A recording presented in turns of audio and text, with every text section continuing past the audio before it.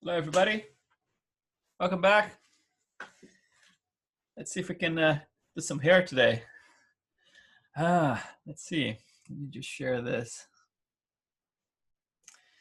I'm not like I always say that I'm not a big specialist on anything. I just do things well enough in different disciplines, But I mean, like there are some guys out there who are like so amazing with the hair. It's like even some portrait artists I know, doing CG, they do a much better job with the hair than I do. But the thing that I noticed is that a lot of those guys they use the how you call, like, XGen core instead of the interactive one.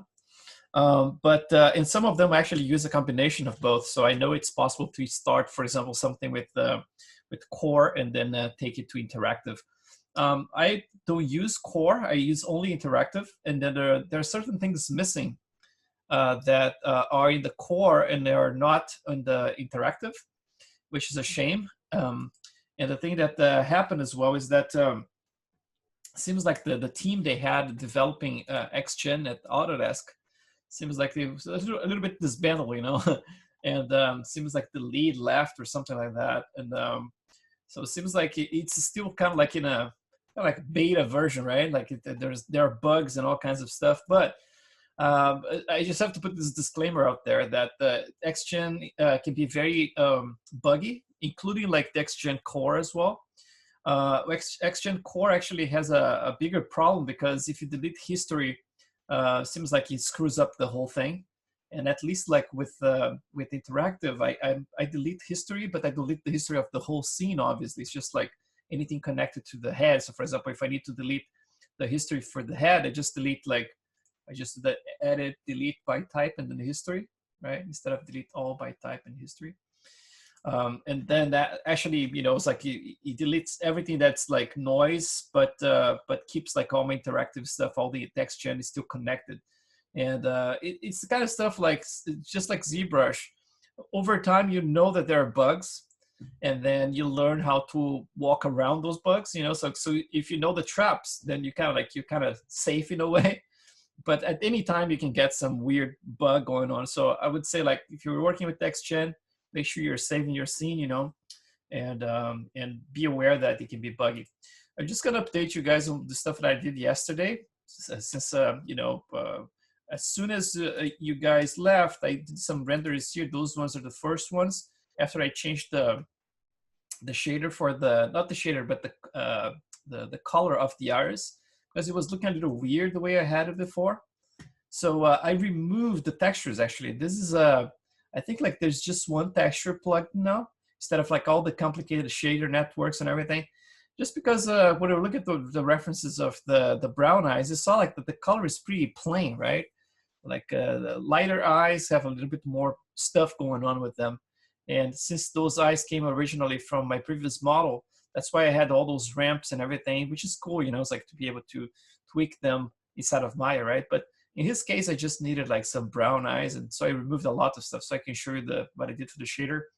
Updated the shader for the glasses as well, the frame, and yeah, so it did a render with a little bit better resolution. And also, I managed to get like one light that's just a mesh light. Remember yesterday I tried and it was not producing any light, and I end up like just using a area light to demonstrate in here. So what I did exactly the same thing I did yesterday. For some reason, it worked straight away, but I can show you what I have. So just like a quick update on all those things. So like for the metal in here, it's basically like there's a cool setting in here inside of like the AI standard surface, which is this metalness here. So if you crank it all the way to 1, it becomes like metal. You don't even have to do much, If you go all the way to 1, then basically like the specular stuff is not even affecting it anymore. It just takes over, But if you have it a little bit lower than 1, for example, 0.942, then you can still tweak certain things in specular, and then it shows up, So it's a mix of whatever it's in spec here. It's going to mix it a little bit with the metalness. But here, it's almost like completely metal, right? So you get this nice little look to it. But then just because like it's hard to control the roughness of it, if it's all the way to 1. So that's why I brought it down a little bit and then start like, you know, just like mixing some of those values in there. So for the artist, look at this. Just gonna update those things before we go forward with the rest. Let's see. So I have like my artist right here, which I have to rename actually. Let's do artist left. And then this one's gonna be artist. I normally rename everything at the end, but you know, otherwise I'm not gonna be able to. So check this out. Like before I had like all those maps, I have 2 maps plugged, one for base, another one for the color.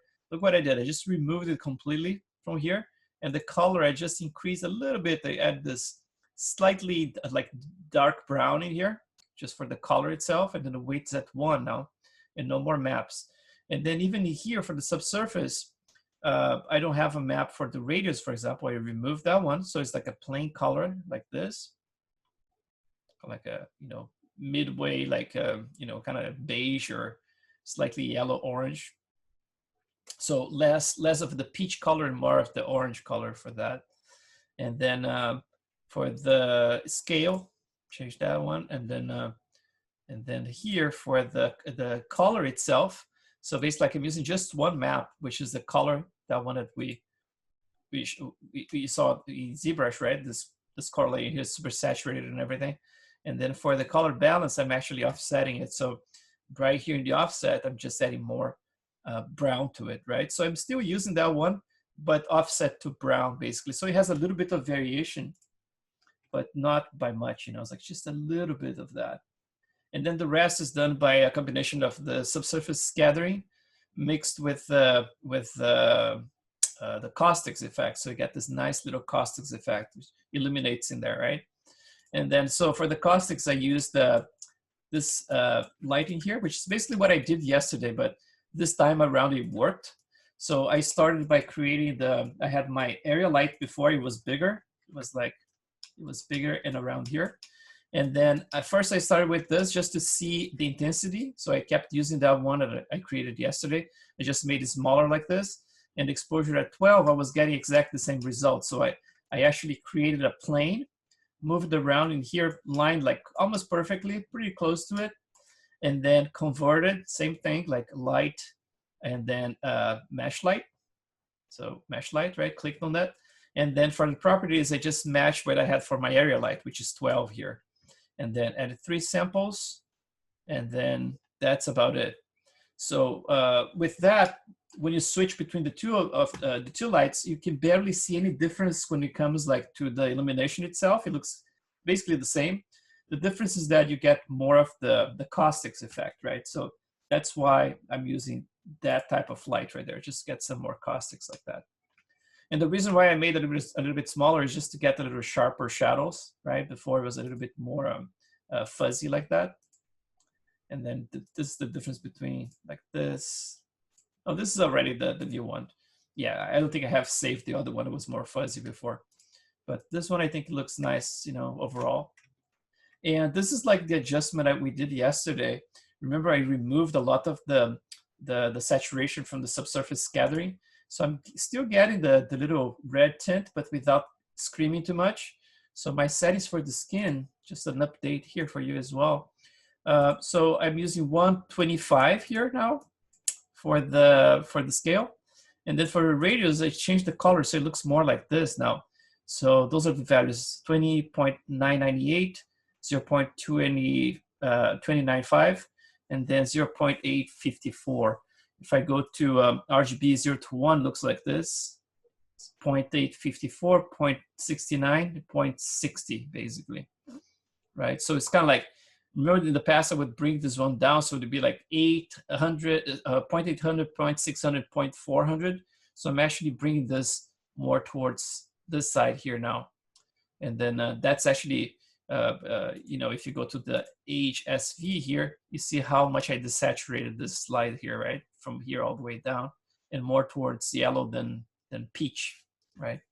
So we actually, just by controlling that color, you can get like a look that looks more solid than super subsurfacey, you know. But at this point, I don't have a map. Remember yesterday I was talking about like maybe I can paint a map for different areas. At this point, gonna keep just that color for now. And then later I can just copy that color, paint the whole object with the same color in ZBrush, and then just adjust some of the other colors around. But for now, it should be good. So that's just like a quick update from yesterday. So let me just remove his glasses here. If you see his face. See, with the carunculus here, it looks like pretty, you know, like weird, a little crossed eye, right? But if I remove it, it should look kind of cool. So let's take a look at the XGen stuff, like a little introduction here. I know that most of you guys obviously start watching some of the previous videos because during those live classes, you get the previous videos, like 3 complete courses. But at the same time, some people later probably going to buy this class individually, so they don't have access to that. You know, it's like, so that's why I have to actually repeat this process. And I'm sorry if you're already familiar with it, but that's how it is, right? And if you're not, then you know, we can either like recap and do some more work and get some more questions about the process. So I'm going to start by introducing you to XGen in here. So in Maya, you have this workspace in here, Maya Classic, right? And sometimes switching between different modes here breaks Maya. So I hope it doesn't break my environment. So let's just click this one here, XGen Interactive Groom. So it's the last one of the second session in here. So I'm gonna click on it. And now you change the interface a little bit, right? So now I have access to this tab in here. And I have this first one here. See, like it's broken. Yep, so let me just, I saved this file here. Let me just like reopen it. And if it doesn't work, then I'm gonna have to do that fix, you know. Let me just bear with me for a second. Yeah, sometimes it goes broken. There is an option in there in Maya that's actually, I think they foresee this happening, you know. And then there is a kind of like an attempt to fix. There's a button there to attempt to fix that kind of error, but as far as I can tell, it normally doesn't work, you know. So let me just reboot my Maya here and try again. But I can show you what it is. Like, you know, it's like from doing this class, like this is the 8th time. I can actually almost like I'm kind of like foreseeing what's going to happen, you know. It's like, oh yeah, that's probably going to happen. See, now that I rebooted, it's there. So now it worked, right? It's crazy. So now I have access to my outliner and the XGen Interactive Groom Editor. Next time I should just start like a fresh scene, I suppose. So now you can see both of them, right? So it's important to have this one so you can actually have the entire guide in there. But obviously you can find, you know, it's like you can switch and find this tab like in the menu, but I like having it right here. So let me just open my scene again. So Sammy, last time I saved it was a little bit before the class. So let's just open it. And it's a small file at this point. The file is like, I can show you like the size of my file here at this point. It's only like 16 megabytes, right? It's very small. As soon as you start adding a ton of hair and then like peach fuzz and all that stuff, man, it gets really, really heavy. You know, it's like the files start getting super big. But okay, so this is the tab here where you're gonna add your hair and all that stuff. And this is all XGen, you know, functions that you have in here. But you see there's a little bar right here, right in the middle. This is basically like splitting what's XGen core. So this is all XGen core right here, the first part. And then the second part here is all interactive. So basically like we're gonna be using the second half in here. That's all the interactive stuff, right? So let's start by showing you guys how you normally add, you know, it's like a different definition. So let's start by selecting a couple of things here. I'm gonna do symmetrically. So to turn off symmetry here in Maya, so you're gonna go to this tab here, this drop down. So symmetry off, you just go to topology, select like something right in the middle, make sure it's the one in the middle, like one of those edges in the middle, so that one. So now, again, it's symmetrical, right? You can go like selecting symmetrically. I'm gonna go switch to edge. And then I can, for example, double click in here. So let's just go back here for a second and look at something like, let's try like any reference here from Palomita. try to find some eyes. Let's see if she has some nice close-ups. Yeah, there's a bunch here. So let's see, for example, something like this. This is like, there's like a lot of makeup here. It's gonna be maybe not the best to see it, but you're probably gonna be able to see. So you see like, there's makeup in there. So I can see that the edge of the eyes right there. But you see right here is where the lids are. And let me just get the better image. Let's see. Eye close up. Like that. Let me just get something like this one, for example. Yeah, that's a good one right there. Let's see. Open view image. There you go. This one. So this one is a good one. So you have like that whole area. So the contact point between the eye and the eyelid right there. And then you have this gap in here, and then you start seeing the lashes in here, and you see that it's not a line, right? So basically, like some of them are as high as up here, some are as low as down here. So like there's this whole area here that they kind of like go up and down. You know, it's like there's a lot of variation in the positioning. So one common mistake I see is when people actually add like a single tiny line, so they get like just one row of you know, polygons, and just assign all the hair in there, and they look like doll hair, you know, because they're all in a single line. You have to make sure you have like this offset up and down in here. You have enough, you know, space for them to grow a little bit more randomly in here, right? So that's the first thing we're going to be doing. So if we do that as a selection, for example, I'm going to double click here. Let's say we pick this one around here. So if I pick this one here, you see it's a little bit kind of like I want them to grow between, maybe I can get, it's funny because I would rather have this line a little bit lower than what it is right now. And I might kind of be in a spot that's kind of like halfway where I want it. But if I do it from here, it might be a little high. So I'm gonna try with this one first. And then if I need to slide those lines a little bit, the edge a little bit more after, I'm gonna do that. So I'm gonna start by selecting the bottom ones first. I normally do separate. So I'm gonna do like, just deselect this area here from, let's see, from here and up. So I'm gonna deselect the whole thing. And I wanna make sure I have selected just the bottom part. So let's see, I'm gonna go at wireframe here so I can see what's going on in there. And since those are a little tucked in there, I don't need to go perfectly. It's even better if I can avoid like some penetration in there. So I'm just gonna go into where I see in there. So I have now in both sides like this. So if you press Control F11, you should be able to convert this to polygons, right? So now I have like 2 rows. So instead of like having just 1 row, I have 2 rows, which is really good. So this should give us enough variation for the eyelids to be placed like up and down. I can actually create like a 3rd row, but then I would have to actually do things more manually if I do a 3rd row. So I'm gonna keep just those 2. If I need to spread them a little bit, then I'm gonna do that.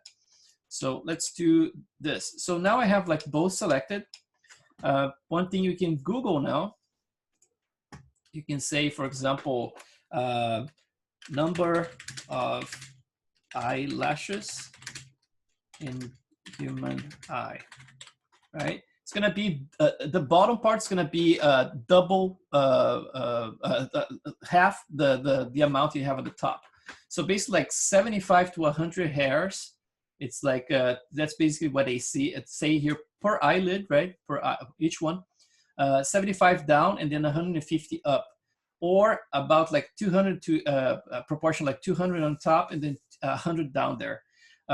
So you can get like an average of those ones. So if you get anything in this ballpark, if it's an older person, I try to go in the lower end of it, like around 75. If it's a healthier or younger person, you can go higher, you know, have more hair in there. So let's keep it around, like in his case, I think I'm gonna keep like more like the lower end, maybe like around maybe like 80 or 90 down there. So if I have 80 per eye, that's gonna be like 160 for both, right? So you can try to do this. You can go to your create, and then interactive groom splines. And then you're gonna give a name here. I'm gonna put like lower, oops, eyelashes lower, something like that. And here is gonna give you like an approximation how many hairs is gonna get total if I press apply right now. So you see like it's very low. Let's crank this one to like 300. So I have 110 now, at 100, 400, 147. Let's try 500, 184. So that's about that number that I mentioned, right? So that gives us about like 92 per eye. That should be good. For the length, we don't need to worry about it right now because we're going to be using some guides to guide the whole thing. And then for the CV count, XGen is actually really good. Even if you have like higher counts, it's still like, unless you have like this super high count, for example, for long hair, if it's just like for eyelashes and everything, you should be good having like between 32 and 64, just like to get like a nice perfect bend to it. So I'm gonna do like 64 here since it's just a little bit of hair anywhere. And then for the width scale, I'm gonna keep it small. Let's try like 0.015, something like that. So basically that. So I'm gonna apply it.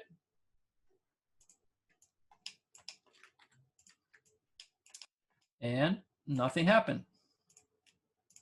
Let's see if we can get, interesting.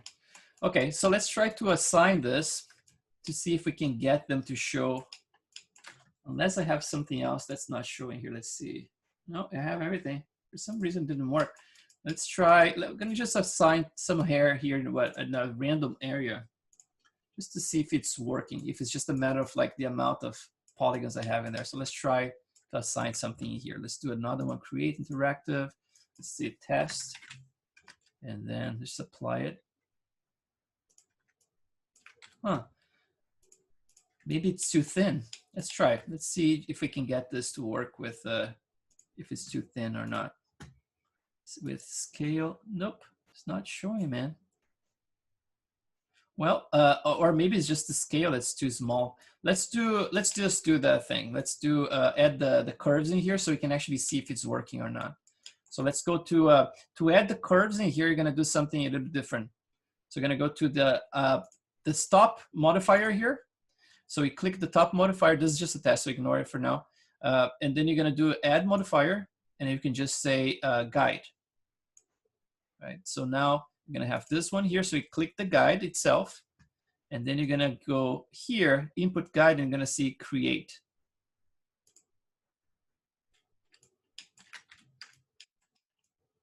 Dude, it's not showing my guides. It's not showing anything XGen wise. Oh, I see them. They are there. Okay, so let's see. Let me just switch to a shader in here. Sometimes, you know, it's like I rather use this one, like for example, like a wireframe unshaded.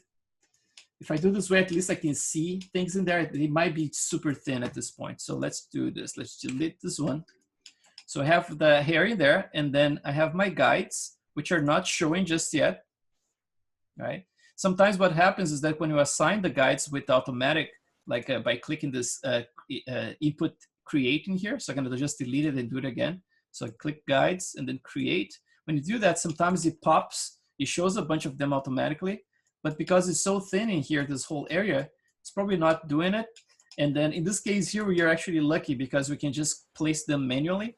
But if they show up and just like apply a bunch of them randomly, I would just like try to remove them, you know, it's like by flooding and removing the whole thing. Chris, yes? I just found out why they didn't show. Why? You just need to uncheck in the shading, I don't know where, but like, you know, on the top there's the wireframe and there's the like texture and shading. Oh, use the default material. Yeah. Yeah, the default material, yeah. I had this one on before because I was checking the forms. You're right. So it's this default material here is actually, you know, hiding everything. Thank you. You're welcome. Glad that's working because I would be scared if XGen didn't work at all. So yeah, so right now, all this stuff here, if I hide the hair itself, right? So I'm hiding the hair.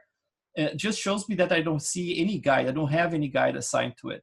If you had any guides assigned, I would actually go to the sculpt area right here. So I would click this edit in the sculpt. And then here you can actually flood it.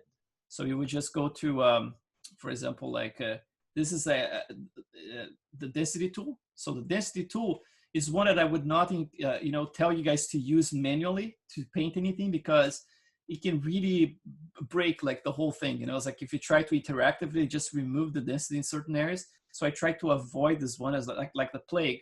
But in this case here, if you click on it, since you're just starting to do this, right?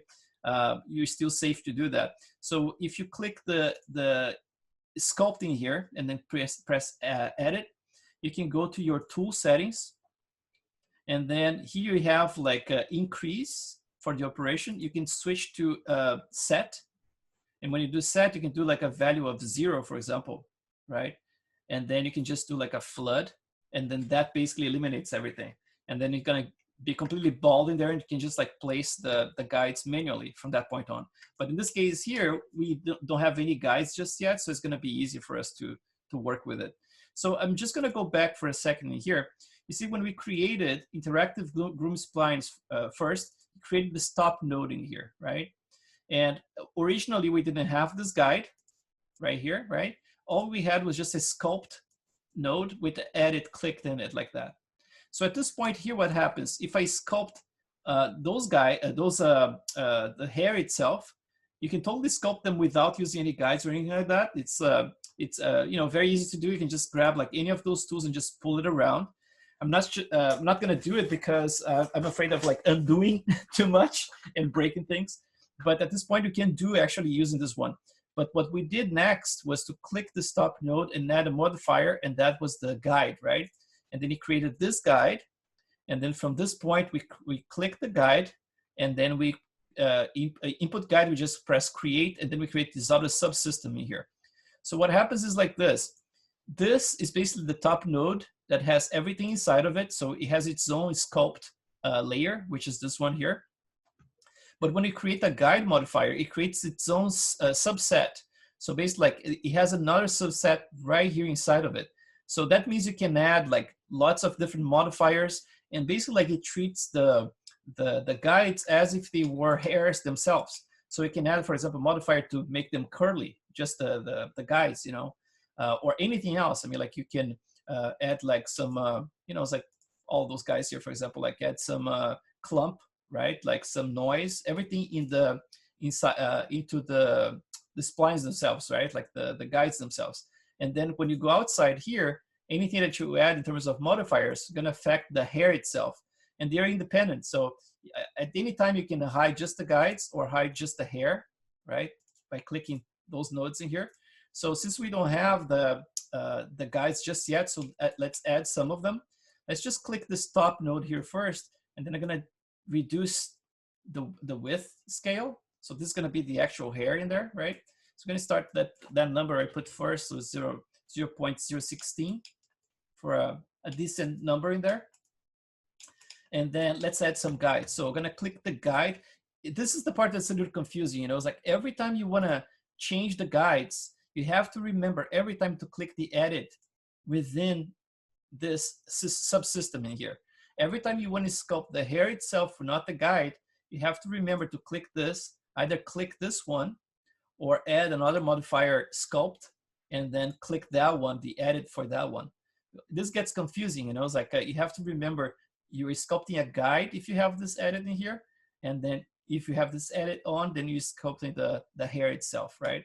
So I'm gonna make sure I have my guide selected and edit in there.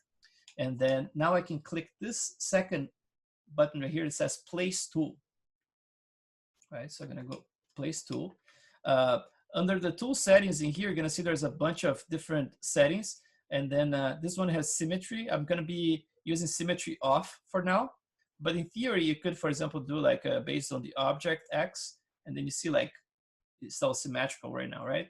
But my model is not completely symmetrical, so I'm not gonna be using that. So I'm just gonna go not symmetrically. And then I'm just gonna add my first guide starting from the middle in here. And I have to make sure that I'm clicking within the that space, you know, it's like those little, that little, how you call, like the faces that I selected, both rows of faces.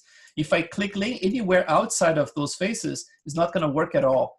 Basically, like if you start your XGen with a very limited area selected, from that point on, you cannot place hair in other areas. It's just going to be conformed to that little area that you defined, you know. So they have to be careful. For example, like for eyebrows, if you want to do that, it's better if you select a bigger area and then use a mask to just like trim the borders, you know, so I can remove some of that. But in this case here, we know we're going to keep it limited just to those edges, so it should be fine. So I'm gonna click this third icon here. Oh, actually, 1, 2, 3, 4, fourth icon in the second session, and I'm just gonna click right here, close to this one. So one right here. So we show a guide right there. It's not interpolating yet because I just have one of them, right? So I'm gonna put one right here as well. And then let's try putting another one here to see if it's gonna start interpolating. So let's try right there. So now it's interpolating, so they are following the guides. You should do the same for this one here. Yep. So, and then you can start like, everything is interpolated when you place them if you tell it to interpolate. So for example, like right now I have my place tool. And if you look at the tool settings here, you have the option interpolate, right? So that means that if I do some sculpting in those two hairs now, you know, the size is basically like is defined as 40 right now. That's basically the size I'm using for the eyelashes. But let's say if you want to do some sculpting right now in the guides, right? So I'm going to click this guy here, the little comb tool. I'm going to click that one. And now I have like, there's a bunch of options in here. There's this collide with meshes, which can be useful, but sometimes it screws things up. So I just rather be very careful about not penetrating the surface instead of using it. But I can show you later why you have this invert frozen effect as well. It's very useful too. But at this point here, I'm just let's select the comb brush, and I'm gonna switch to symmetry options. And I'm gonna turn the symmetry on just for this process here, and see if we can do it a little bit more symmetrically. To change the size of the brush, you just press B, click and drag, right? We can do that. And then I'm gonna start like by going the outer part like that. And then I'm gonna click this part right here. I'm gonna bring everything down first and then inwards. So I'm gonna make sure that from the top, it kind of looks like a fan like that, kind of like opens out, right? It kind of follows the shape of the eye itself. You can do like straight first and we can just brush later. So if you have something like this, right? We can go a little bit higher and then start going low again around here. And then from this side here, same thing. I'm gonna just get it barely touching, you know. It's like I think the best way, instead of like going with the brush right at the top of it, you can make it smaller and just like touch with the edge of the brush. You just like do a little bit of, you know, it becomes more sensitive that way.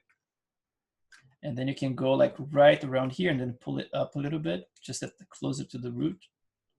So we have something like that, right? So now we have our click again in this one, the place tool. We have now clicked interpolate, right? So in theory, if you click right in the middle here, you should be able to see them curved already because you're going to interpolate with the other ones around. So you got the curvature in there, right? So same thing for this guy. I'm going to click right here. It has to be inside of that area of the original selection. And then let's add another. I normally add just 5, but I normally suffer with that. So I'm going to add 2 more, like that. Let's see, like that. And then 2 more here as well. So total is going to be about how many? Going to 6, 7 in each eye. Good. So let's just do this again. So I'm going to put 2 in here, 1 around here, 1 around here. It's actually interpolated with that one, with the next one. I'm gonna redo the curvature actually, but first I'm gonna do like, just make sure that I have that fan effect a little bit more visible. So let's do something like, again, for the top, let's just brush it, comb brush again. And just brush. I want to make sure that this, before I start putting any curvature, that's just like, it looks like a nice fan like that. So I'm gonna make them straight again.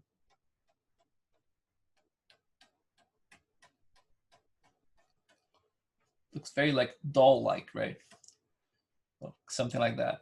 And now you have a couple of other brushes you can use here. So we have this guys here. If you just like rest your mouse in there, you're gonna see this is the length tool. You have this one as the cut tool. You have the width, and then a bunch of other things: twist, comb, grab, and smooth.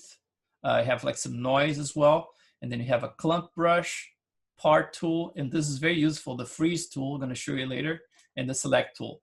So for this, in this case here, I'm gonna play a little bit with this guy right here, which is the length tool. So I'm gonna click that one. Same deal, each one of them has independent symmetry. So you see like it's off in this one, but some of the other ones are on. It's pretty cool actually, you know, it's like that you can have independent symmetry for different types of brushes. But I'm gonna put this one, let's keep asymmetrical with this one. And you're gonna see like the minimum length here, you can actually set a number that doesn't look weird, for example.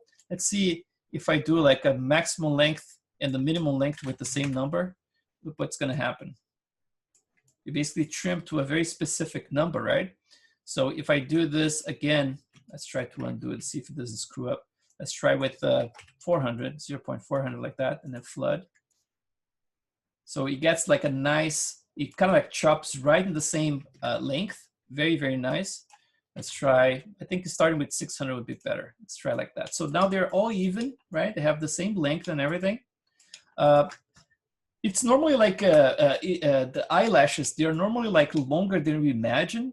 We can imagine them being a little short, right? But the thing is, like, once you add the tapering to make them a little thinner at the edges and everything, it becomes it becomes like the you know, it's like they look shorter than they are, but look how long they are around here, right? It gets very thin around there, and you have this little crust. I actually added this crust in my model using a trick. Basically, like I sculpted the hair just like we are doing right now, and I exported them as polygons into ZBrush, and I added a noise modifier, and I created a similar crusty stuff like that, and brought back to Maya as polygons, and then put it together with the hair, and it looks pretty close to this, you know. So you can do that for makeup if you want. But you see, like those ones are kind of blonde right here, basically disappearing, and some of them are, you know, it's like but they're definitely kind of like on the long side. If you look something like from the profile, for example, let's see. Let's try. I close up profile, something like that. Yeah, so if you look at something like this, right, it's fair amount of length. It's like very, very paper thin around here. So they look short. They look like they are ending here, but they're coming all the way down here. Let me open this one bigger so you can see. See, like they're just blonde in here, but they come all the way down. So you have the impression that they're very short, but they actually come quite a bit out, especially like this middle area. They're coming probably around here, right? It's just like fading. So we're gonna keep like, let's put this one on the side, kind of like as a reference. And let's just minimize this. Yeah, so it seems like the length is actually pretty similar to what I'm seeing there. So I'm gonna keep it this way. And let's just play with the length of each one of them now. So I'm gonna click this length tool again. And now instead of using the minimum and the maximum length in the same number, I'm gonna actually do this one. Let's say my minimum here is gonna be 0.1, and the maximum length is gonna be what I have right now. So in the increment here, it's at 1. So let's try to do you know, it's like bring back. You can put negative values in here. So if you put like minus, I'm gonna put like a very small value like that. And then I'm gonna start actually still a little bit too much. Let's try 0.001. So I'm gonna just brush like this and slowly bring it back, you know. We saw this one here, you know, it's like how small they start around here. They have barely any visible, you know, it's like they're super small, and then they become bigger and bigger, And then it's slightly smaller at the end, but mostly bigger around the center area, right? So that's basically what I'm gonna try to simulate here. So I'm gonna bring those guys around here. Let's try 0.2. Bring it down right here. So those ones not only gonna be smaller, but they have to be thinner as well. So they're gonna be like almost like a little peach fuzz in there. And all of that we're gonna be doing next. So I'm gonna bring this down, and those ones a little bit smaller, closer to the edge, but not by much. I'm gonna try to create this little, you know, it's like arch.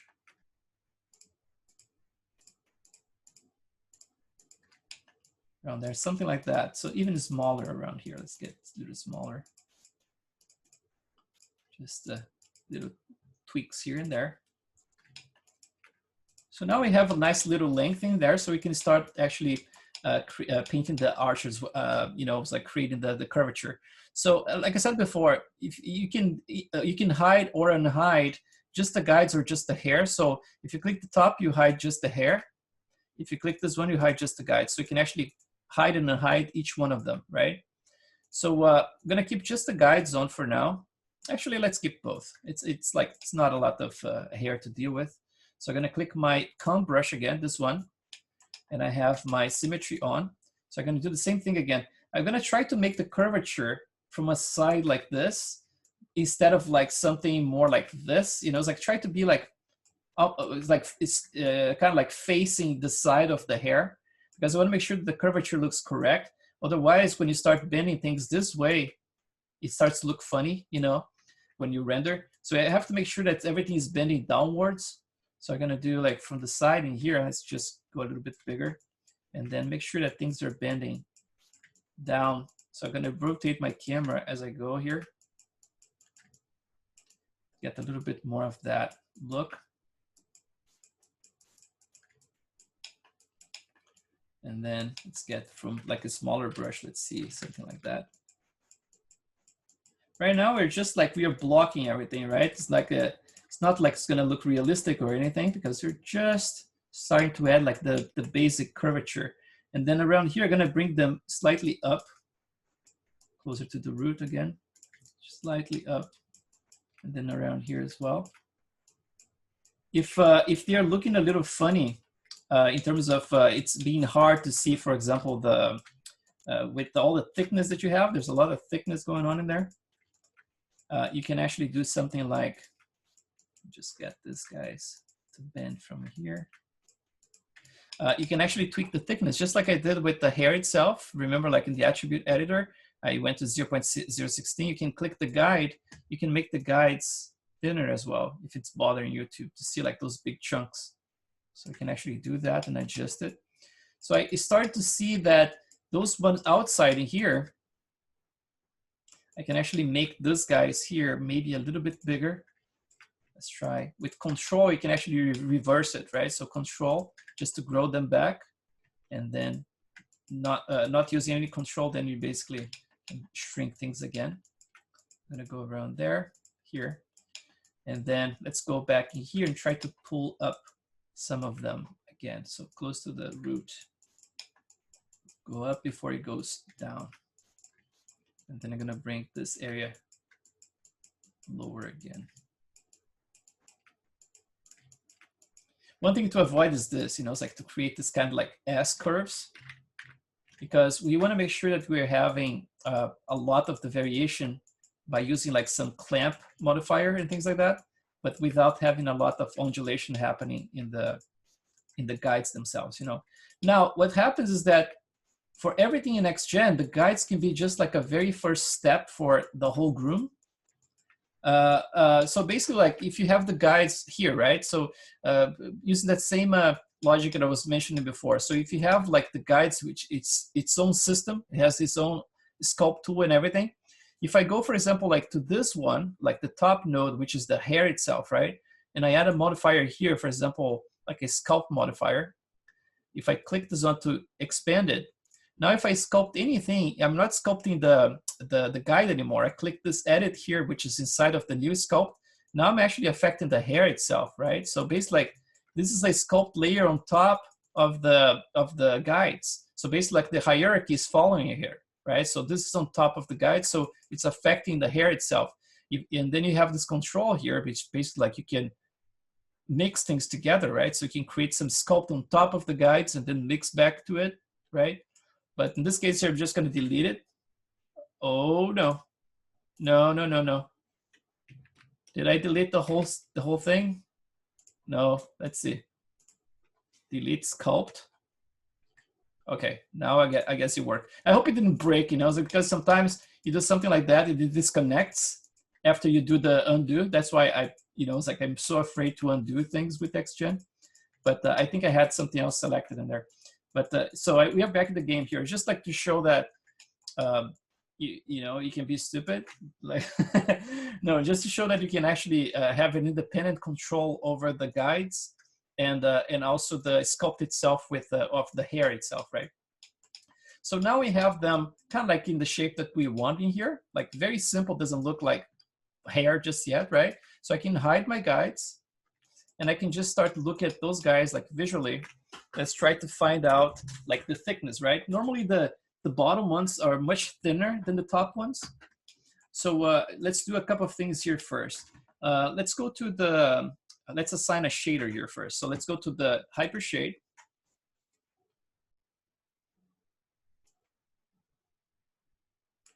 And then let's just get like, let's click something here. Let's go to Arnold. And then under Arnold, you're gonna go to shader. And then you're gonna have like a hair shader somehow, somewhere here. Let's see, where is it? Shadow, AI standard hair. So this one, I'm gonna click on it, right? So we have like this one. I'm gonna just name it lower. Let's just put eyelashes lower. Oh, nice spelling, dude.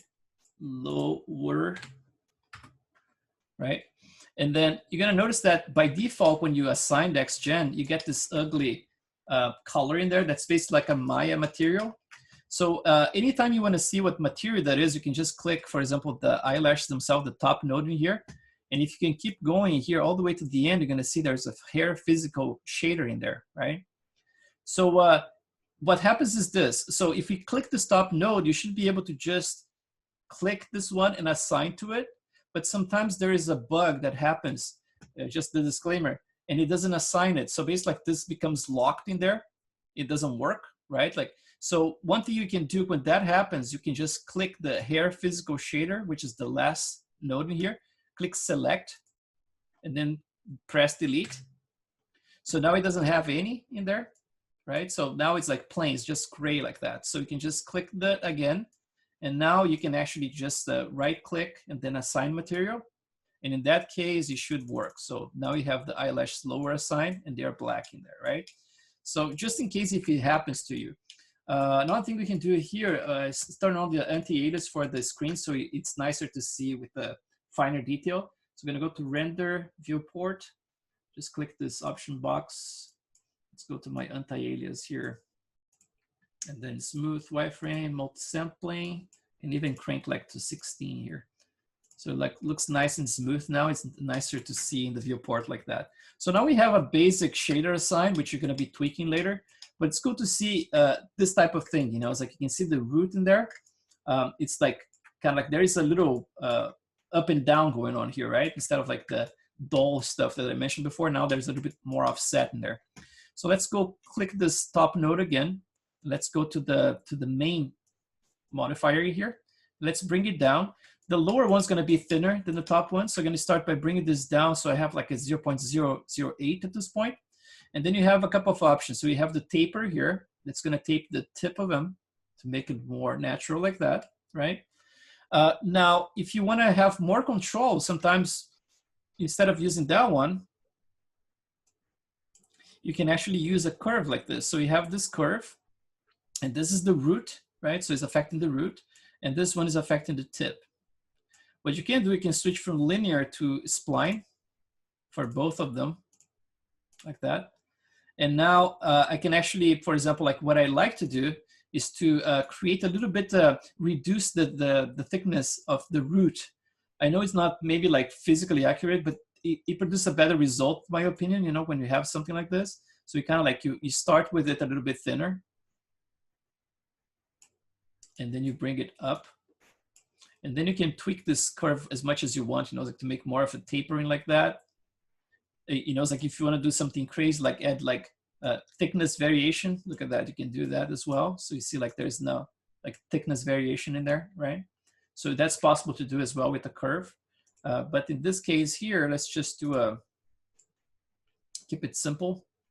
And then we play with that later. We're just like blocking things at this point. So let's just do something like that. So it starts to look a little bit more natural in terms of, you know, the type of hair that we're expecting here. But now we don't have anything yet done in terms of the thickness for each one of those hairs individually. And we don't have any like a difference like in direction or anything like that, right? So what we can do here, let's add a couple of modifiers. So because we have very few guides, it's not worth to add modifiers to the guides at this point. So we're going to be adding modifiers straight to those hairs in here. So let's do the first one. I'm going to click the top node.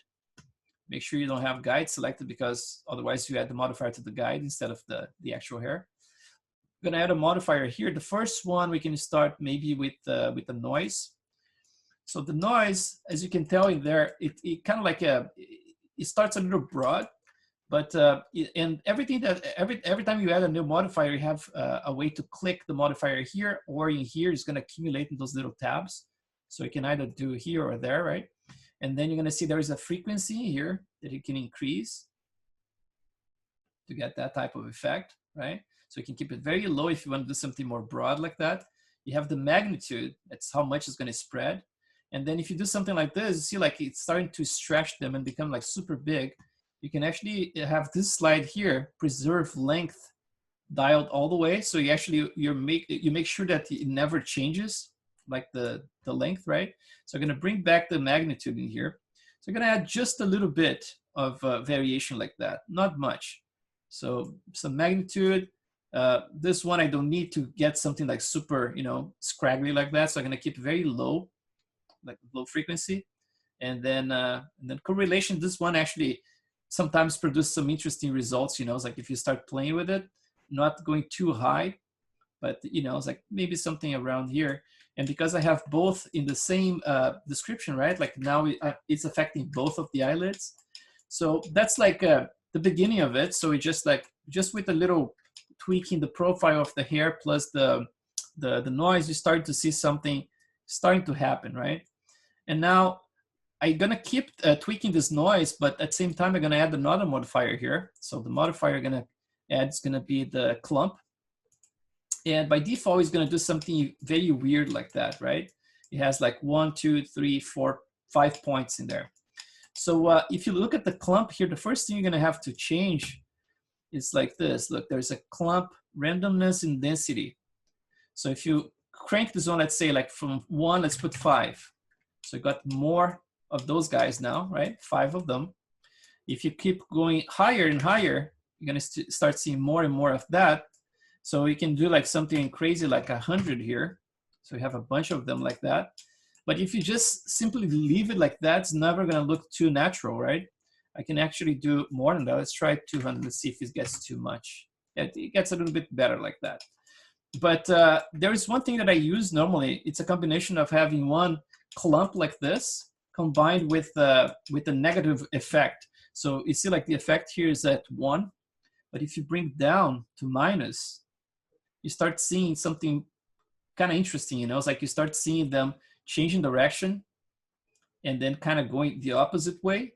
And I kind of like to use a layer like this combined with the clump as well. So you can have this one at the top, and then let's just create another clump here. It's going to look weird again because it's at the top, right? So this one is going to be clump 1. Let's do the same thing. Let's do like a density of, instead of like 200, we can do some different number, like 150 or something. Then for the clump itself, I can actually bring it down instead of all the way clump like that, just a little bit down like this. And then I'm going to bring it under. If I just move it under the other one, now this one is the old one we did, which is the one that does the negative effect. And then we have this one that does the positive effects. So you can kind of like combine them to have a little bit more of interesting variations in there, you know. If they are looking to you know, if you want to have more precise control of what everything that you're doing here, now it's the fun part, which is basically like just sculpting things by hand, which is very cool. So if you click this one here, the top node again, and add a modifier on top of everything, that's going to be a sculpt modifier, right? Now we're going to have to click and expand it to click the edit. Otherwise, the active edit, it's this one here, which is the guide. So if you start sculpting, you're going to screw up the whole thing. So make sure you're going to create a new sculpt layer, you click the edit, that's part of it. Otherwise, things go bad. So now let's say you want to create like a little clumps by hand in here. You want to get some of them clumped. So you can use this brush here, which is the clump tool. And by default, the settings, they're not very nice. So if I try to clump something here, look what's going to happen. Let's see if I have everything set first. Locked clump intensity. Let's see, strength is 0 there. Okay, so you see, like, I can actually go and clump them. It's very strong right now, right? So to create those clumps is going to be a little bit too much. But if you reduce the strength in here and the intensity, then you can just go like selectively. For example, let's do like, I'm going to clump those ones. They're very apart here. I'm going to try to bring them together. And you can start like slowly bringing things together. You can do the opposite as well by using this one here to split things. So the part tool. So let's see the strength here. Let's just use like a small strength. Let's try something like that. Oh, it has to be used in the root actually. So this one is used in the root. So you can actually start splitting things like that. So just like by using a sculpt brush, you know, it's like you can get like very interesting things, like you really create your own clumping, just like very easily, right?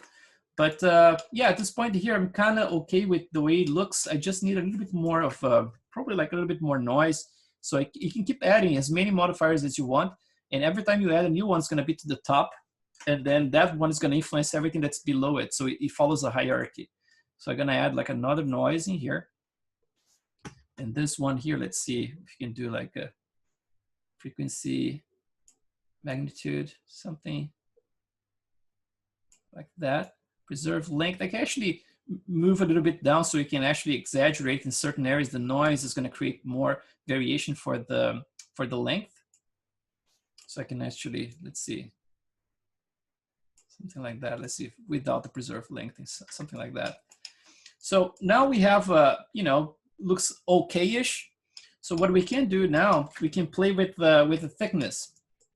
So the thickness is going to be also done with the sculpt layer. So this one here we don't need to add another sculpt layer because we are using this one just to sculpt things. So I can bring it back. You can see what I did in there, right? It's just that little corner that I sculpted so far. It's going to keep at 1. And then I'm going to sculpt like the thickness of everything. So I'm going to go to this guy here, which is the width tool that we didn't see just yet. And then you're going to see there's the minimum length and the maximum length, right? Which is really cool because again, you can like really go to town with it like that, but you can actually lock this to, let's say 2 for the maximum width. So this is going to be the maximum it's going to go through, right? It's still a lot. So let's say like the maximum we want to go is like what we have right now. So you keep it 1. That's basically the same we have. And then the minimum here, let's say we're going to do like 1/3 of that. So 0.3 or something like that. So we can go as low as 0.3. And the increments is right now is at 1 in here. So let's try to do like minus. So you go as low as this one. So like 1/3 of that thickness, right? So let's keep the strength low. And we can even turn our symmetry on right here with the X. So now it's symmetrical. And let's try to get some of those, let's do the increment like very small like that, small increments. Let's do those guys here, make them look very, very thin. All those guys here are gonna make them thinner.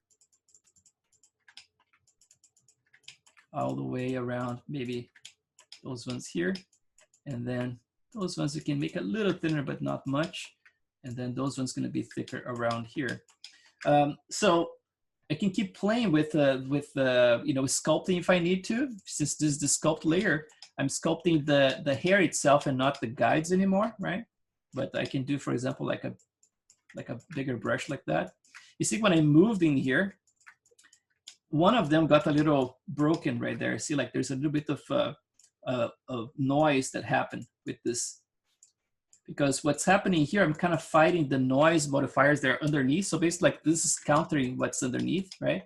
So sometimes if something like that happens, you have to rebuild the hair so you can actually fix that problem. So if something like that happens, you know, it's like you get like everything a little weird, you can come to click the top node, go to the attribute editor, and then you're gonna see there's this eyelashes lower shape. There's a shape in the name. Actually, not the shape, sorry, the base. So base in the name. So you just go here and you can rebuild them.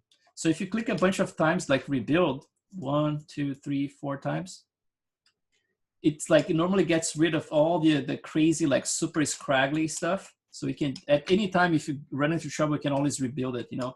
The same way, if you want to rebuild this to have like less resolution, you can do that as well. Put like a 32 instead of 64. Right? So you can do that, all kinds of stuff. Let's just do a little sculpting here without the symmetry. Just gonna pull those guys out just slightly there. And again, like you can actually mix, you can change the order of the layers, right? Like I have this one at the top and there's a noise on top of it. I can potentially just bring it up and now this is on top of the noise, so it's gonna look slightly different. Right here, right underneath. I can put underneath the clumps, for example. It's going to look different as well, right? So it's like it follows a hierarchy in there. So just so you know that you have that option, right? But if you want to have absolute control, then yes, you're going to have at the top. Otherwise, you're going to be fighting like noise and all kinds of stuff. So at this point here, everything is sculpted should stay in place. So that means like it's going to be countering whatever noise I have in there, right? So yeah, and then for variations, I rather sculpt the variations like manually. So for example, like in terms of thickness, I can go to this one here. So the width tool. And I can just do like, let's see, the maximum length. Instead of 1, let's do like a 1.2. So I can go a little bit thicker than the rest. And then small increments. So I'm gonna pick, for example, this guy here, make it a little thicker. This one a little thicker, that one, get some of that. And then with control, you can make thinner, right? Control. I did like in some of those previous classes, like using noise plug to it. But I think this way is actually, you know, it's nice to just like paint a little variation here and there. But there is definitely like a way you can, if you watch the other classes, I plug sometimes like a noise modifier. It's basically like a noise texture. That's the other cool thing about the XGen Interactive, you know, in relation to the core, is that it's because it's you know, it's like everything is based on what you see instead of like formulas, right? The core uses a lot of formulas. So for example, you have to put a little formula to create like some randomness, you know. And with this, is basically like what you see is what you get. You know, it's like you're sculpting stuff and you see, and that's basically what's going to be in the render. So let's just do like that corner right there. I'm gonna go back to my guide now. I'm gonna show my guides. And I see that that one in there is a little funky. So just gonna click my edit in the guides in here. And then everything that's right here is writing on top of the guide, right? So if I change the guide, everything should be affected the same way it is. It's just like, it's gonna be like a broad change in there. So I'm gonna turn my symmetry off. And I'm just gonna go to guide in here and just bring this down just slightly around here. So all the noise and everything should be preserved in there. It's easy to do this way here because I don't have a lot of hair, right? It's just a few of them like that. So, you know, it's easy to do like that. Now, if you have like a head full of hair, if you try to do this kind of stuff, it's gonna be more complicated because it's not as interactive when you have a lot of modifiers on top of the guides already, you know? So that's the difference right there. But you see, like, this is just like a simple way to just like create the eyelashes. And then now, obviously, we can keep tweaking it, you know, as much as we want, clump some of them, make things a little bit more, you know, keep sculpting as much as we want. But for the base, that's basically, you know, what it is. Now, you see that there is something here that happened, that the eyelashes, they're like too high. They're kind of like starting in an edge that maybe I should have started a little lower, like I thought originally. But you can also tweak this. You can do some you know, some cheating here. You can just click the top of it, add a modifier that's called let's see, displacement. So this displacement here, you can actually go to the attributes, and you have like this base. So the base, you can actually bring it down slightly like that. So you can actually tweak that just so you can cheat a little bit the origin of it, right? There is this offset as well. It goes like that and like that. There's a bump in here. I don't think this one works, but the scale, let's see, scale is not working either. But yeah, definitely the base in here and the offset, you can use them. So you can do like, go a little bit lower like that. So you can start a little bit lower overall than what I had before. So it makes a little nicer line in there, you know. So I'm gonna keep it this way for now, and then we can render to see what we're getting.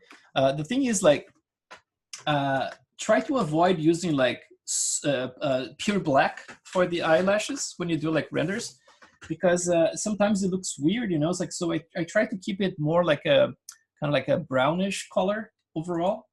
So let's see, let's just have like, okay, we have our light in there, so you should be able to render like this. Let's get just like our first render going here, and hoping that's gonna be fine. Now, let me just start my my progressive render here, like that.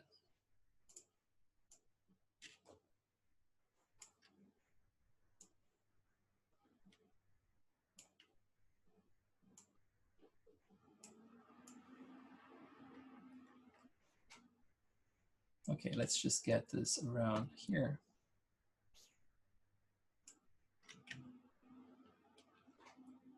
So starting to see the eyelashes in there. But like I said, like if they're too black, then they don't quite look okay, you know? And also the you know, it's like the, how you call it, specular, is not that great in here. I would actually, would be easier for me to just bring from another model and just like have all the settings ready for you. I can do this tomorrow, for example, not tomorrow, you know, it's like the next week. But I can show you what I have to tweak in here to get the changes. But just like to pass you like the shaders of everything the way, exactly the way I have set for myself, then it's gonna be, you know, it's better if I just update like all the shaders all at once. But let's tweak this one here. So instead of like this black, let's just like do like a view and just like wait a little bit so it renders a little bit more. So you see, I don't like this like super white specular happening right there, and how black everything here is. So I'm just gonna go to view, store snapshot, gonna stop it. Let's move it to the side. So here, let's take a look. If we click the top node again, go to the very end where the shader is. And now let's tweak this, for example. Here you're gonna see like you have the melanin redness, which is gonna create like the little, you know, it's like yellower red tone to it. I have a randomizer here, so you can add this one, for example, if you wanna create like, to help you with like, kind of like a salt and pepper effect. And then you have the melanin all the way to 1, which is basically like black. So the hair is black at this point. Let's see if we can hide this. It would be nice if I could just hide it, and then still be able to see the hair. Let's see if we can see it like that. Yeah, I think you're gonna be able to see. So it's gonna be faster to render. Yeah, definitely, something like that. So now let's play with those values so you can see in real time here what's gonna make.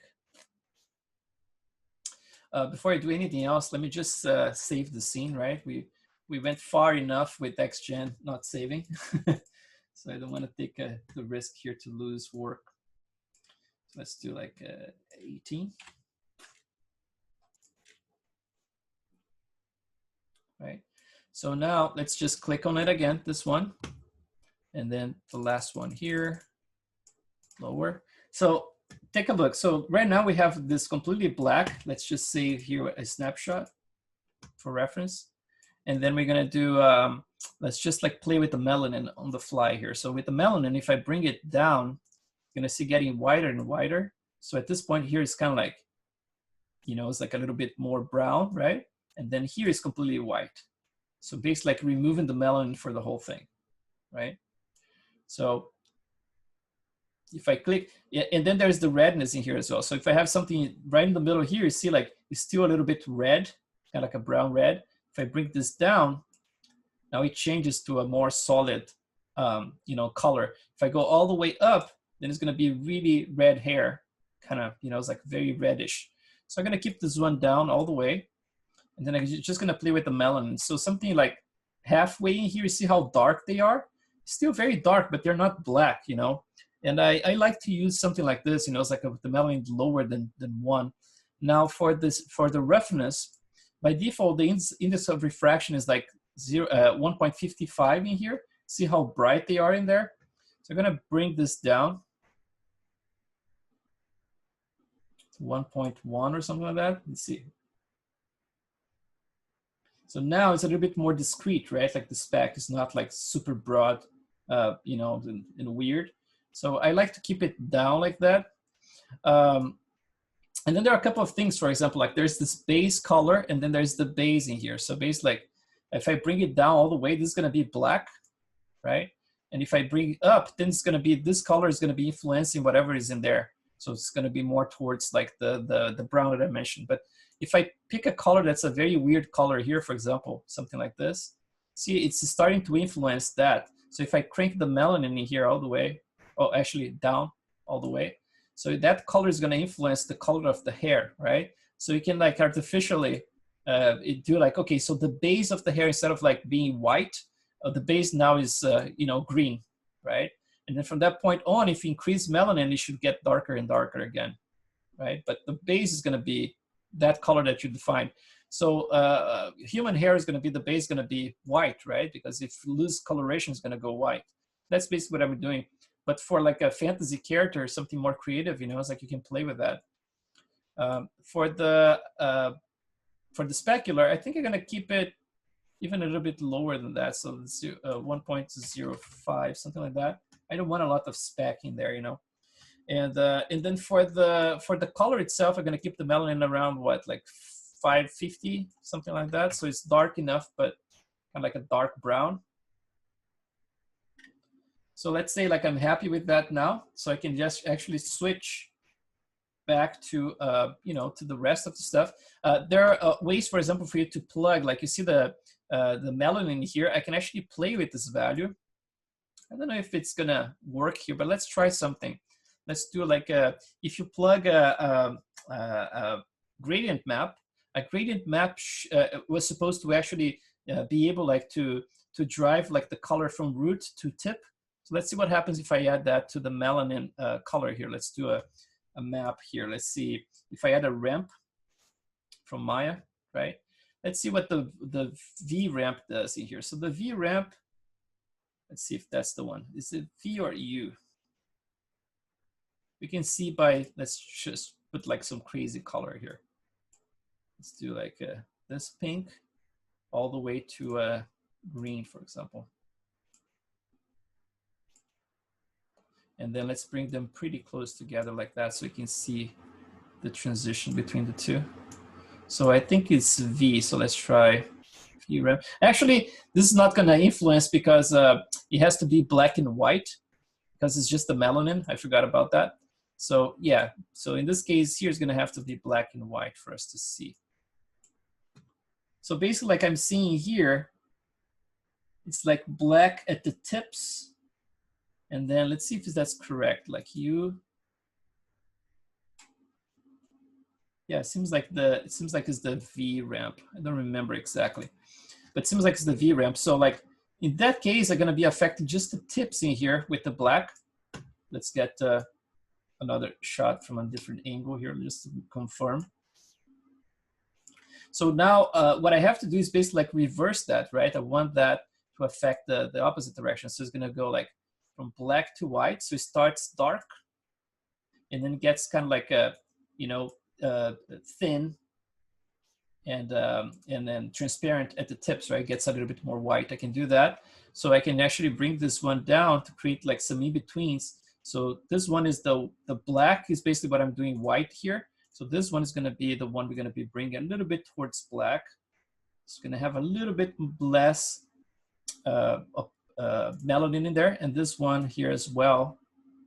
So I'm going to get a little bit more like brown around what here. Let's see, lower than that. So yeah, brownish right here. And this one here going to be paler around the edges. Like, let's see, maybe a little bit paler than that. Something like that. So you have a little bit more of that variation, you know. That one with you're looking here, right? Like starts very dark and then becomes very blonde at the tips in here. You can actually play with that curve and get them to look like paler just at the very tips there, you know.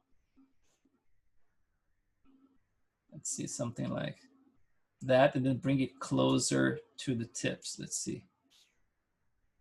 So yeah, it's a little bit longer now, the darkness, and then it's blown just at more like towards the tips, right around here. So this shader here I can actually use for the top eyelids as well. So let's save it for now. And then let's bring it, let's hide this as well. Let's do an outliner. And then where is my head? Right here. And my light, it should be this one. This one is visible. Yes. Okay, cool. So for the top, it's going to be the same thing. You know, it's like I can do like very quickly here because it's just going to be a repetition. But I'm going to do quickly so you can actually jump and do the peach fuzz as well. So again, like I have my symmetry on. So you're just going to double click. Let's see this one maybe. Yeah, that should be good right there.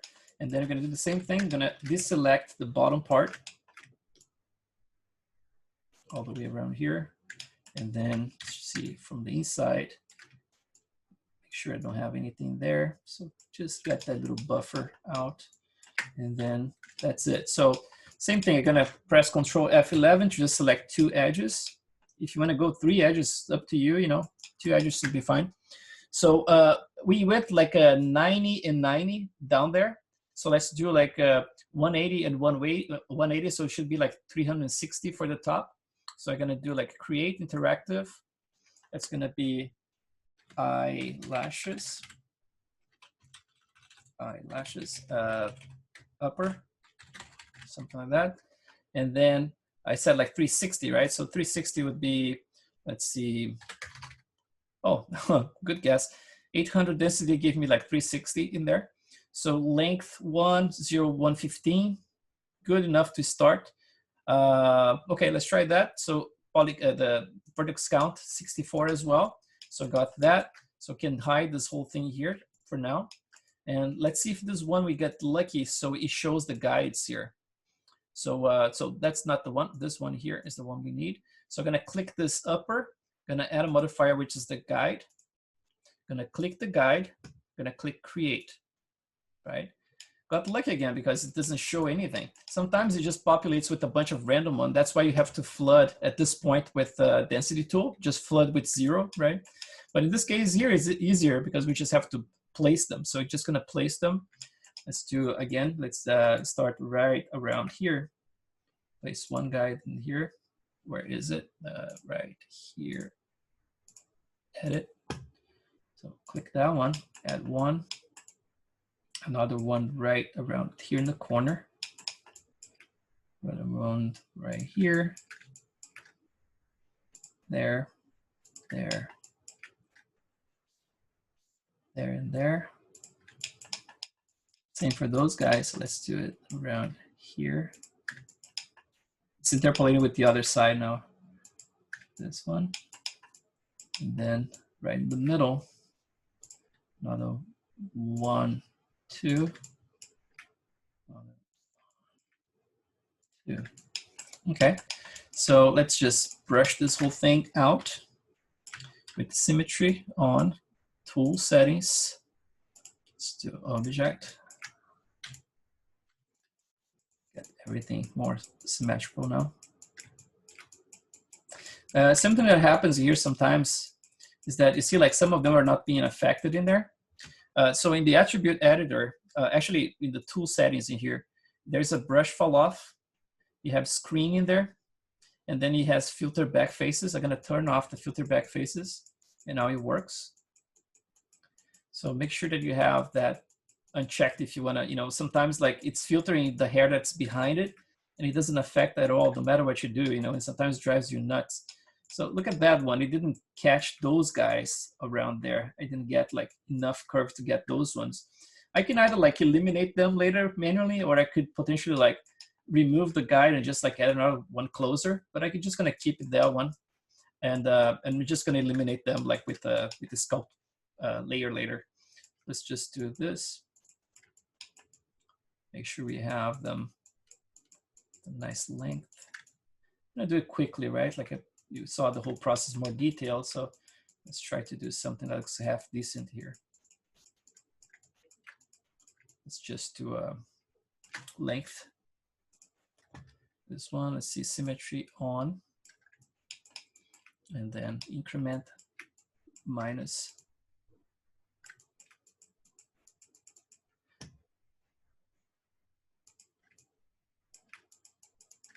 Something like that. And my maximum length here, I'm gonna keep a little bit higher because I just wanna be able to shrink them without destroying too much stuff.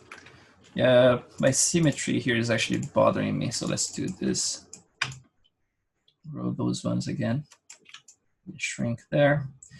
Just reverse the effect. You just press Control. It basically reverses, you know. And one thing that I have to show you as well is the, why is that one not doing it? Let's see. Brush fall off. Let's turn off the filter back faces as well. Yeah, there you go. Now it works. So the length looks pretty long, but I mean, we can tweak that later. And we can do as well, like, you know, it's like making the tips thinner. It actually gives the impression that everything is less, it's a little bit shorter, right? So we're gonna do like a combination. So something like this. Let's do the same thing. Let's just curve everything. I have symmetry on. I'm gonna turn, let's keep it on for now and see what happens. Let's get this one bigger. Oops. I have to do the opposite now. I'm gonna have to bring it down first. I'm gonna bring everything down. Let's see. Yeah, I'm gonna bring everything down like that.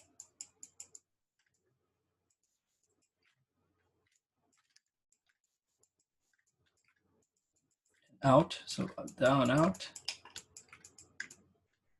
And now we're gonna start adding this curvature. So first, like bringing the curvature inwards like that. From all angles.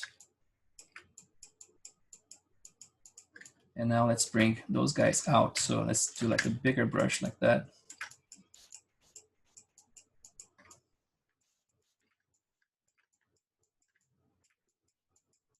You can keep tweaking this thing here forever after that. Let's do like my brush, I'm gonna make it a little smaller so I don't affect the other one on the other side in there. It's important that they go down and then go high, you know, like something like this, right? So they go low and then they go high, because like try to follow the, you know, the contour of the lid itself. So it's like basically shooting from that direction down and then goes up, right? Another common mistake is to actually make all of them very high, so they can like start pointing up from the get-go without following the shape of the eyelid. And then they also look like doll hair, you know. So they have to be higher, but they have to be higher. Starting like at the root, they have to go low before they go high. Actually screwing up that corner there. Corner can be a little bit lower. Let's go high here. Around here. And you see like right at the root right there, I'm starting to get some waviness in there, and that's a no-no. You know, it's like if you get something like that, that's bad. So there are a couple of ways to solve it. One of them is to, you know, keep doing things manually here, obviously, but I can show you a little trick. Just gonna bring this ones up a little more.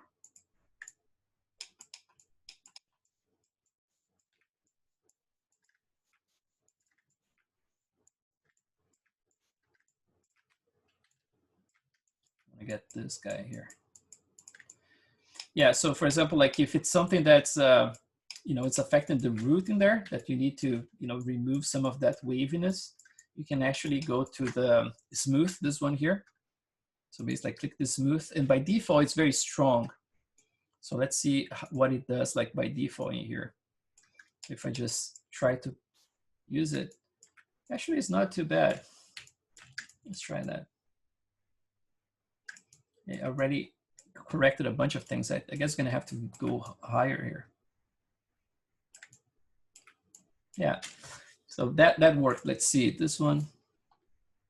Yep, actually did a little bit of working there, but if it doesn't quite smooth it, I was expecting to go a little higher. Let's see the strength. Is that the strength? That's not. Oh, okay. Yeah, now with the strength is actually working. All right, so I got more of that. Let's get that. So you see like that, like kind of like S curve at the edge. It's kind of gone right there. It's a little bit straighter now. Yeah, so that should be good. So let's just do the same thing here. Like, I mean, it looks like, you know, it's very funny the way it looks right now. But again, like we're gonna be working on it for a little bit later to get this more like the other one. So just gonna hide the guide itself. Now I have the eyelashes. I'm gonna try to assign that shader straight away to this. Oh, sorry. Where is it? Let's get my, yeah, this one. So let's just go all the way to the top, so the upper, and then this is the new hair physical in there. We don't want that. We want to assign the eyelash. So right now I have this eyelash here. Let me just do like a click the top of the node, graph input and output connection. So I have the entire network. I can select this network in here and then do a Control D, or just go like and say duplicate shader network. So I have like entire network duplicated in here, and I can name this one upper. That's going to be basically this a similar shader, not necessarily the same. So so I can have like independent control if I need to change anything. So you see, like when I tried to assign it, I got that error down there. See, no object matches name, blah blah blah. So that's what I'm saying. Like when you get something like that, you go to attribute editor, go to the last one here, the hair physical, click the tab, click select, click delete, and now we should free it to assign it again. So let's do upper. So now, no problem, right? Assigned just fine. It's good. The thing that sucks here is that I don't know a way to actually copy the attributes from one to another one, a completely different description.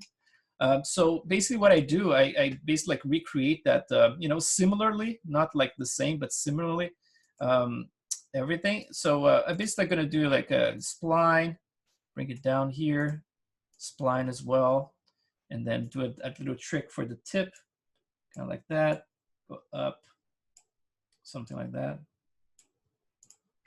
right? And then for the rest, it's gonna be the same thing. You know, it's like just keep doing the same thing we did before. What I'm gonna do is just like a few ones here and then switch to the pitch fuzz stuff. So just gonna do like a noise modifier right here, right? The noise are gonna just reduce the magnitude, you know, change some correlation in there. And like the frequency, make sure that I have like just enough so it doesn't get super scraggly or anything like that. So yeah, so at this point here, I'm gonna keep playing with it. Let's say like if you got like too much density at the end and you wanna reduce some of that density, you can always go to the base, which is like one of those tabs has base in it. And you have the density multiplier, for example, like you can put like 0.7 here. And you kind of like try to accommodate, you know. It doesn't work very well when you have a bunch of modifiers, for example, like custom sculpt stuff. Sometimes it gets a little wacky. But if you're just starting your working here, you can actually play with this, you know, and then, you know, it's like, and get like to the right amount before you even start adding anything else. But I think for my case here, maybe around like 0.8, something like that should be better. Let's review the bottom ones. So right now we have like them looking like this. Those ones in here that I mentioned before, I can do some tweaking, is basically like my intention with those guys. Either when I first place them, I would place more carefully, right? So I could, you know, catch those ones as well. But if I have some strays like that, you can just put like a modifier sculpt, right? Make sure you select the edit here. And then I can just go with it, and I can, for example, like either like reduce the length of it by a lot until it hides underneath the skin, or do that plus the width as well, you know. So I can just do this. Let's see if my symmetry is off. It is. And I can just go, for example, like the minimum length is going to be 0.01 right here. Right. So in this case, I can just click on them like that until they completely disappear inside the skin. That's an easy way to clean, you know. It's like, yeah, no worries about it.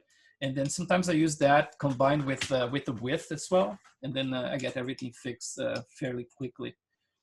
If the length of it, it's too much, you can always use, for example, another modifier. You can just like do like an add modifier.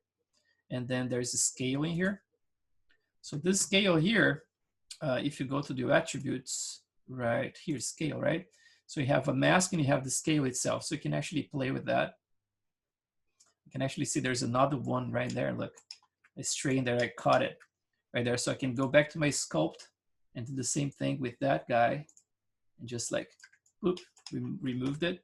And now I can go back to my scale. Oh, not this one, sorry. One right here, scale right there. So bring it back to 1 or whatever number you want. Let's do like, before we do the peach fuzz, let's do like just an update here in the render just to see with both eyelashes together. Because when you have both eyelashes together, it's starting to come together, the whole piece, because you're going to get some of the, you know, it's like the shadow from it at the top. And especially if you have like a lighting like this, that's very like with a small source, you start getting more of the nicer shadows, you know. It's like kind of like you can see the shadows of the eyelashes. So it's pretty cool when you start seeing that. Let's get this, bring it up. Trying to do like small so you can actually see a faster render in there.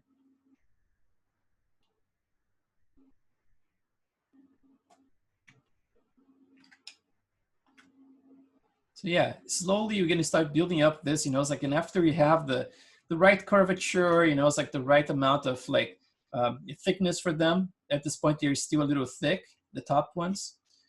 Then things gonna start to look better, you know. It's like, it's just like that little constant amount of tweaks, right? Like variations for the thickness and all that stuff. So just like very quickly here for the shape, let's just bring it down to 0.010. Something like that. So it's still thicker than the bottom ones, but not by much, right? So that should look better in the render. So let's save this one again. It's 19. And then let's do some peach fuzz. So for the peach fuzz is a little bit more, it's a little tricky, right? Like I don't know exactly how much we call like vellus hair. I don't know how much vellus hair like someone like him gonna have, because one of the symptoms is actually alopecia, right? So although I'm adding like all this eyelashes in here, it's going to be great to demonstrate to you guys. Probably for my final renders, I'm going to have to remove a lot of them and just have a tiny bit of them. And probably the ones I have is going to be a little bit more you know, with not a lot of color in them. As I look at those kids, they look like they don't have eyelashes at all, you know. So I'm going to have to see exactly how many I can detect in there. But I have to demonstrate. Same thing is going to be for the vellus hair. It changes depending of the you know, it's like the type of skin. There are studies I found, like papers online about it was like medical studies, like about creams, like how to spread like topical things, for example, like some creams like for fast absorption, you know, in the skin. And then in the studies they mention, like, for example, like the difference between like Asians and then blacks and then whites, and you know, it's like the volume of vellus hair is different, so the absorption is different. Different people with different types of skin have different levels of absorption, you know. But apparently, like whites have the most of them, And it might be because of like they work as kind of like a, they help to dissipate the heat, right? Like, so basically like they collect the sweat and then from there they evaporate, right? So basically like a darker skin, for example, needs less of that because the melanin itself kind of does that shield kind of, you know, thing. And maybe like whiter skin needs more vellus hair to be able to dissipate more of that heat, you know. So yeah, I don't know exactly the you know the physics behind it, but yeah, it's different among like the different types of skin. But in his case here, let's just do as I would do like with you know, any character as a starting point. So the first thing you're gonna do, you're gonna have to select the areas that we're gonna grow the peach fuzz from, and that should exclude areas like the inside of the eyes, for example, the inside of the pocket of the mouth, like the bottom here, for example. I don't need anything there, right? So the fastest way for me is to actually go, oh, by the way, one other update for you guys. I changed my UVs once again. Remember yesterday I mentioned something like it would be ideal if I had 4 UVs instead of 3, because I was finding like, oh, maybe I don't have enough resolution. So it might be a little overkill, but I decided to go with the 4, you know. So I put like 4 in here. I made like a diagonal to use more of those spaces. And that's basically like the face, and that's the lower part of the face up to the neck. So basically like I changed that way. But so let's take a look here. So I want to grow the hair. I want to make sure I'm growing the peach fuzz. Uh-oh, kind of locked in there. Good thing I just saved them. I was okay. I'm gonna turn off my symmetry because I think that's affecting it. Just like it's taking a little bit to process, and I think I clicked a few times. So let's see. Okay, off. Let's try that. So I have this one selected. I don't want to grow anything inside of the ear, so I'm going to be careful with that. So this is inside of the mouth. Those are the eye bags, if I'm not mistaken, but I can do from here. So double click this, and I'm going to have to remove some of that edge in there. So the lips. So if you do like UVs, like in a smart way, you can actually get a lot of stuff like done for you in here, you know. So here I can actually paint manually some of those areas right there. And then I can keep growing some more here and here. And then the chest around here and here. So all of this area here I want to create to create like peach fuzz. Not inside of the mouth, not inside of the nose, right? I can maybe like get a little bit in the border, but I can paint manually again. And then something like that should, you know, be a good base. So if I select the UVs now, I can do that same thing, like press Control F11. So I switch to polygons. So converts to polygons. Now I can, let's see if I can do this without losing what I have. If I can turn my symmetry on again without losing that. Let's see. Yeah, still there. Okay, cool. So I'm gonna just select this one here, this paint brush, paint selection. And then it's symmetrical now. Just to a test here to see if it's symmetrical. Yep, symmetrical right there. Let's go back, and then let's go B, and then click and drag to make it smaller. So let's paint around here. Let's see, around this area. I mean, like, I'm gonna get some of the peach fuzz even in this area here. Probably not inside of it, but like all the way to this frame. So basically something like this. All the way here as well, get this little guy right there. Not inside because we have like that waxy surface, but around here, like this whole frame, spiraling here, gonna do get some peach fuzz going around. Doesn't need to be perfect, but we're gonna get like as good as we can. If I got too much, I'm gonna just eliminate some in there. Something like that around here. And then the back. And I mean, like, you're gonna have like hair and everything. You don't need to add anything around here, but I'm gonna do it because since I'm here, you know, just gonna add some more hair in there. So right there, that should be good around there, around here. It's the kind of stuff like, you know, are you gonna see it, right? Probably not, but we know we did it.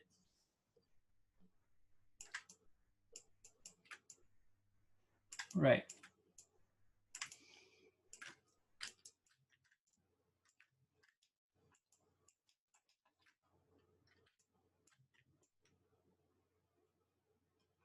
Whatever.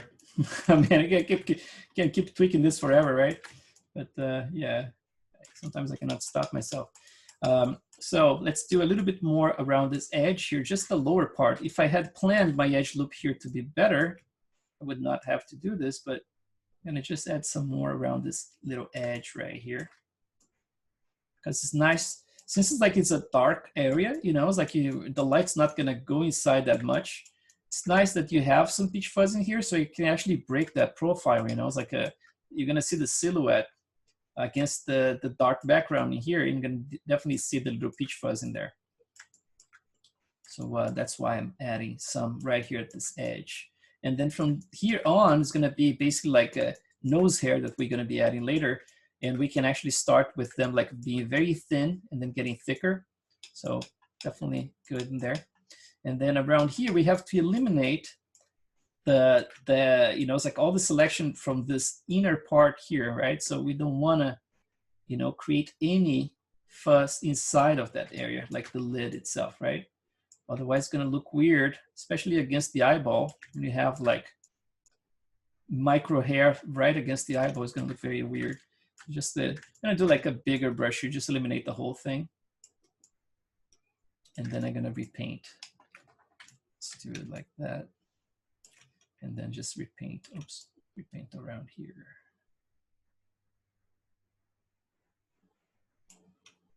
Smaller.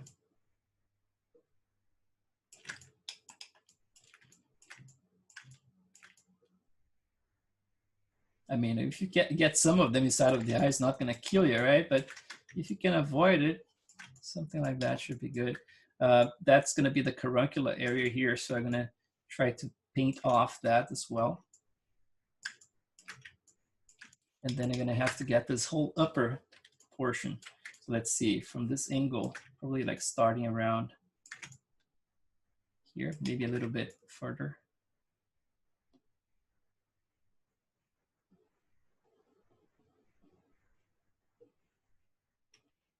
Just make sure you don't have any hair in there. And also to save, right? Like, I mean, like if you have a lot of stuff that you're not gonna be seeing, it's like a waste of resources, right? Like to make your renders work harder just to calculate stuff if you don't need them. But that should be pretty good. Other than this area, let's just eliminate some in here.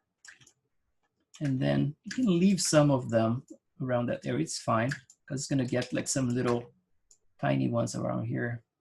Should be fine. And then let's see, I think that's about it. So let's see for the lips. I could remove some of them lower, like maybe like make a little lower in there, but I can also do that with, you know, either a mask or just like shrinking them to nothing like I did before, those ones that are, you know, those strays in there. So I can do that. So I'm gonna keep this way for now. And then let's just add some peach fuzz in the whole thing. The funny thing about peach fuzz is that we don't know how many of them are there, you know, it's like in the whole thing. In the whole head, because like you can find information about like the number of hair follicles in a hair in a human head, but you cannot find information of you know, vellus hair. I mean, like it's all like the millions, you know, it's like it's in the millions, but you don't know how many, you know. I think a hair in the head is about like 150,000, I believe, something like that. So in peach fuzz is gonna be like in the millions, right? But let's try to start with a number in here, kind of arbitrary. Let's try create interactive. Let's do like, how can I call it vellus, which is the right name. And then, so I have like at this point here, 92,000. No, actually close to 1 million. That's too much, right? Let's try half of that, 400,000. Not sure. Not sure if 400,000 is too much. And then for the poly count, for the vertex count, let's try to keep things very low. So 8, right? Maybe you can get away with like 4, but I think 8 is good. And let's start with the density maybe lower than this so we don't freeze the machine in here. So like 232,000 of them. And then we're gonna crank the multiplier by 2 later on. So for the length is at 1 right now, so it's going to be pretty long. Let's start with 0.2. And the width scale, we're going to start very low as well, 0.05. Let's see, it should be still pretty big, but let's apply it. So we got that, right? So it's still pretty big, but it's applied all over the place, like around the ears, like we mentioned, right? Got some in the right there. So that looks pretty good.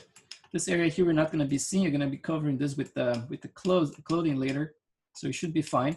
So now we can do the same thing. We can use some guides to help us out, because brushing this whole thing manually, as I did many times actually, it can be a little painful. So let's just go back in here and just like go to the vellus hair and add like, let's see, add modifier, guide, and then click the guide. And now you're gonna be able to see a bunch of guides created automatically because I have plenty of area visible. So if I click create, now we have a bunch of them in there, right? But it's still much less than, you know, just if you're gonna do just like the hair itself. So we can do a couple of things here. The first one is gonna be, let's expand this. Let's make the guide itself thinner. Let's do like maybe like 0.3, something like that. We can turn off the hair itself and just keep the guides on.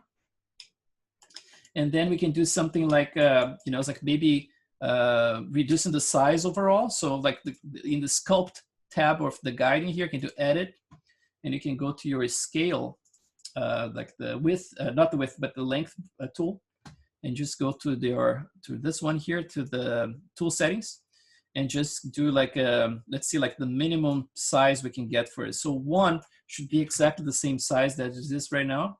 Actually, no, it's going higher. It should be what, like 0.2? Let's try that. Okay, 0.2 should be good. And then let's go like the minimum length. Let's do like half of that, maybe like 0.1. Yeah, something like that. So let's do like 0.1 and 0.1. So it's gonna basically like recalculate the size of everything.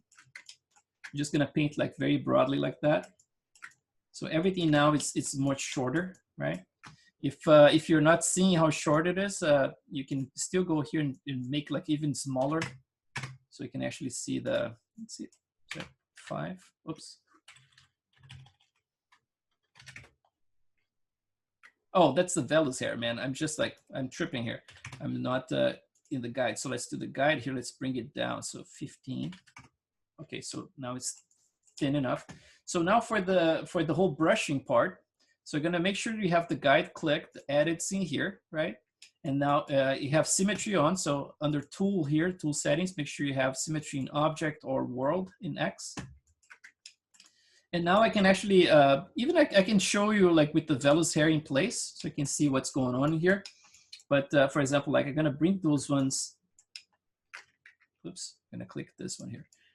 Gonna bring them down first and then out, starting like that, kind of like trying to add some direction, like coming from the forehead down. I have a bunch of them to deal with here. And then we're gonna have to find this direction here. So for the nose, I'm gonna keep it going down here. One thing you can use here for the guides, let's see if it works. Under the attributes in here, for the comb brush, you're gonna see that actually under the tools in here, tool settings, you can do like collide with meshes and just add like a very small distance. So that should try to prevent it, you know, kind of like passing through the surface and going inside of it. But still, like in certain areas like that, you're still gonna get some of that, you know. So we're gonna try to do it from an angle at all times just to prevent that. And then let's see also the fall off in here. I have like screen. Maybe you can try to use volume instead, so it doesn't go through things. And then I can start brushing towards the side. Actually, this one is not helping me. Let's try screen. The problem with the screen is that if you're sculpting, it's gonna affect the back of the head as well. And that when something here comes handy, this one here, this is the freeze tool, right? So basically like you can freeze things so they are not affected by the sculpting. I'm gonna make symmetry on for the freeze tool, and I can freeze everything in the back here. So if I hide the hair itself, you're gonna see those little guys going gray. See, like the back of the head, everything is gray here, so I'm not gonna affect those ones. So now if I paint anything with the comb brush, you're gonna see here there's an option that is like invert frozen effect. So at this point here, if I try to paint anything here, like sculpting here, is not gonna affect because it's frozen, right? But if I click it, invert frozen effect, those are the only ones being affected now, and all the yellow ones are not affected. So it can be very handy to just like switch back and forth, you know. So let's just do back to this one. And then let's just bring those ones. So I'm gonna bring them down around here, the cheeks, and then towards the side, and kind of like bring it towards the ear. So I'm gonna bring it down here first, and then start going up slightly. Oh, now I got that area that they are frozen in there, so that's not gonna work very well, but we can go back to that. So basically, like the intention is to create this, you know, direction going outside in the cheeks area here. Oops. And then trying to prevent like intersections as well. So just like as a general direction, you know. And then, so here I'm starting to bring it down now. Basically like following this contour here of his facial expression, right? Like this smile here. So going like to the side and then going down around here. And even if he wasn't smiling, that would be the direction I would use as well. So around here, going down towards the chin, and then around the muzzle here, going outwards, kind of like that. Always like from the center and out, and then coming from out and inside around this area here. So basically like go all the way around. And then when you get to this area here, same thing like for the eyelids, you can go and brush them out like that. And then at the top, I'm gonna bring them up and around like that. And then I'm gonna start bringing up again here, and you're starting to flare out like a fan like that. To have that little direction changing. I mean, like, again, like for this guy here, I'm probably gonna have to remove most of what I'm doing here, but I have to demonstrate that. So I don't mind doing it, and I just see how much I need it, you know? Maybe I can keep it all the way, but I'm not sure. Again, like this is like a general direction thing, and then we're gonna add some noise modifier just to get things a little bit more random as well. And we can get like some noise assigned to add some length variation. I think it's gonna be a good exercise as well. So you can actually use for other parts later, just to show you how to add like a noise modifier, you know. All right, so like for the ears, I mean, like everything is locked in there. I'm gonna have to unlock it. So I'm gonna click this one, the freeze tool, and you, with control now, we can actually just go back with control, clicked and pressed, and then like remove everything. And now if I go and I try to sculpt in there, it should work. And the cool thing is that once you have the hair in place, you can use like to blend between peach fuzz and hair. You can do it in multiple different ways, you know. It's like you can either, for example, like shrink the hair until it becomes like super thin and small like a peach fuzz, or you can use the peach fuzz and grow it to create like an area of blending, for example, like really next to the hair.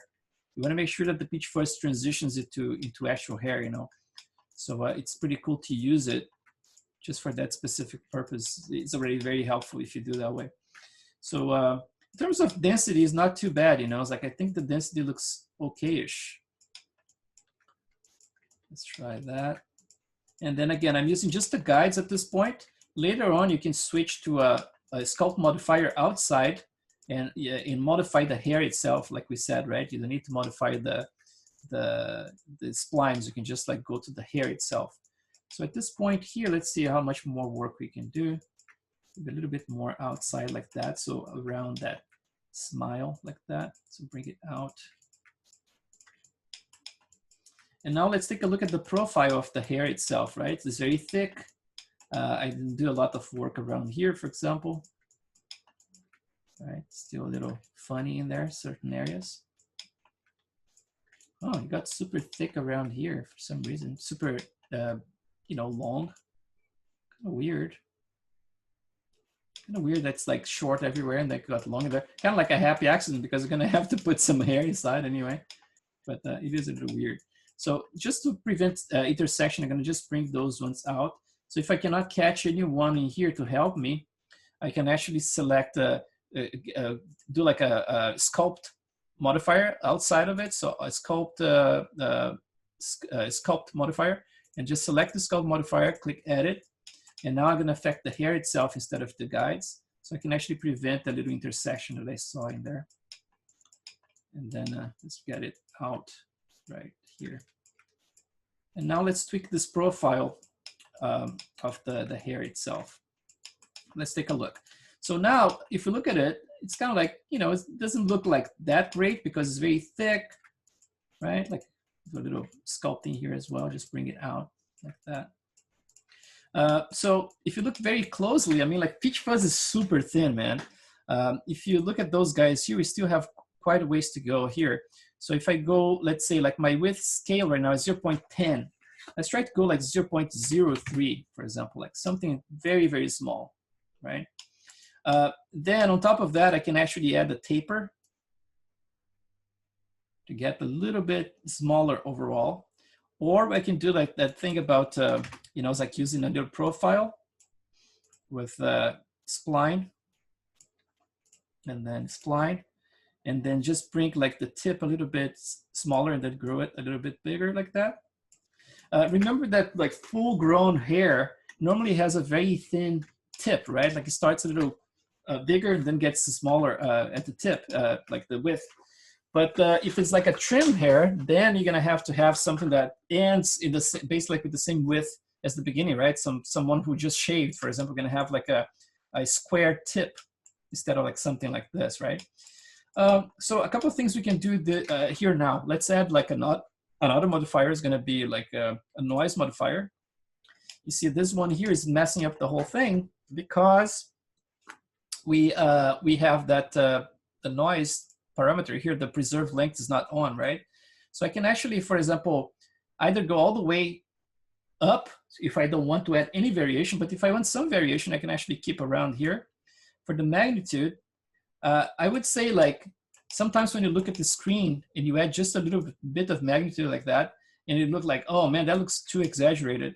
It is actually not. When you render, this looks almost like, sometimes it looks almost like straight, you know? Sometimes you have to crank a little bit higher than what you think is gonna be to be able to catch like a good variation for the whole thing.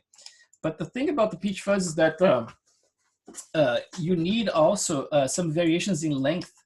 And then to do that, you can either go, for example, by area and then grow certain areas, for example, using your guides, right? You can click guide here. And let's just do an experiment here. I'm gonna turn off my noise for now so it doesn't get heavy to sculpt, right? Just turn it off.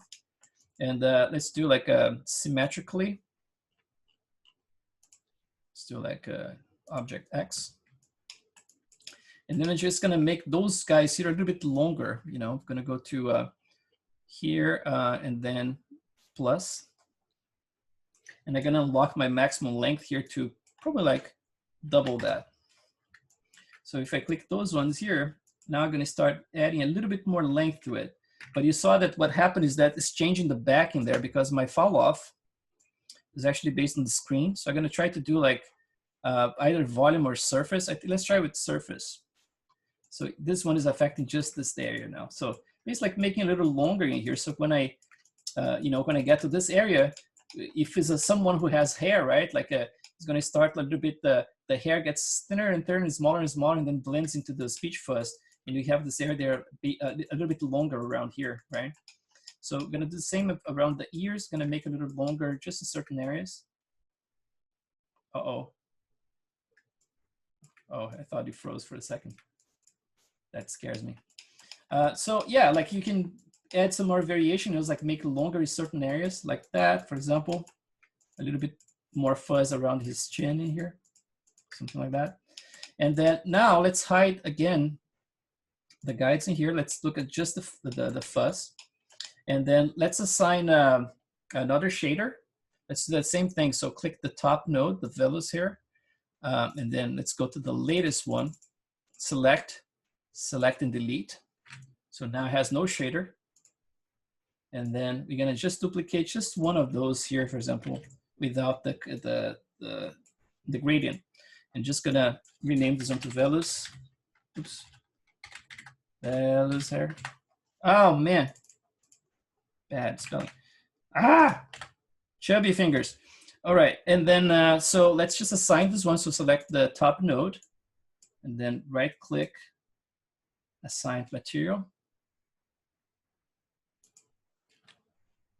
Oh, it didn't work. Right, where is it? Oh, it's still there. Select, delete.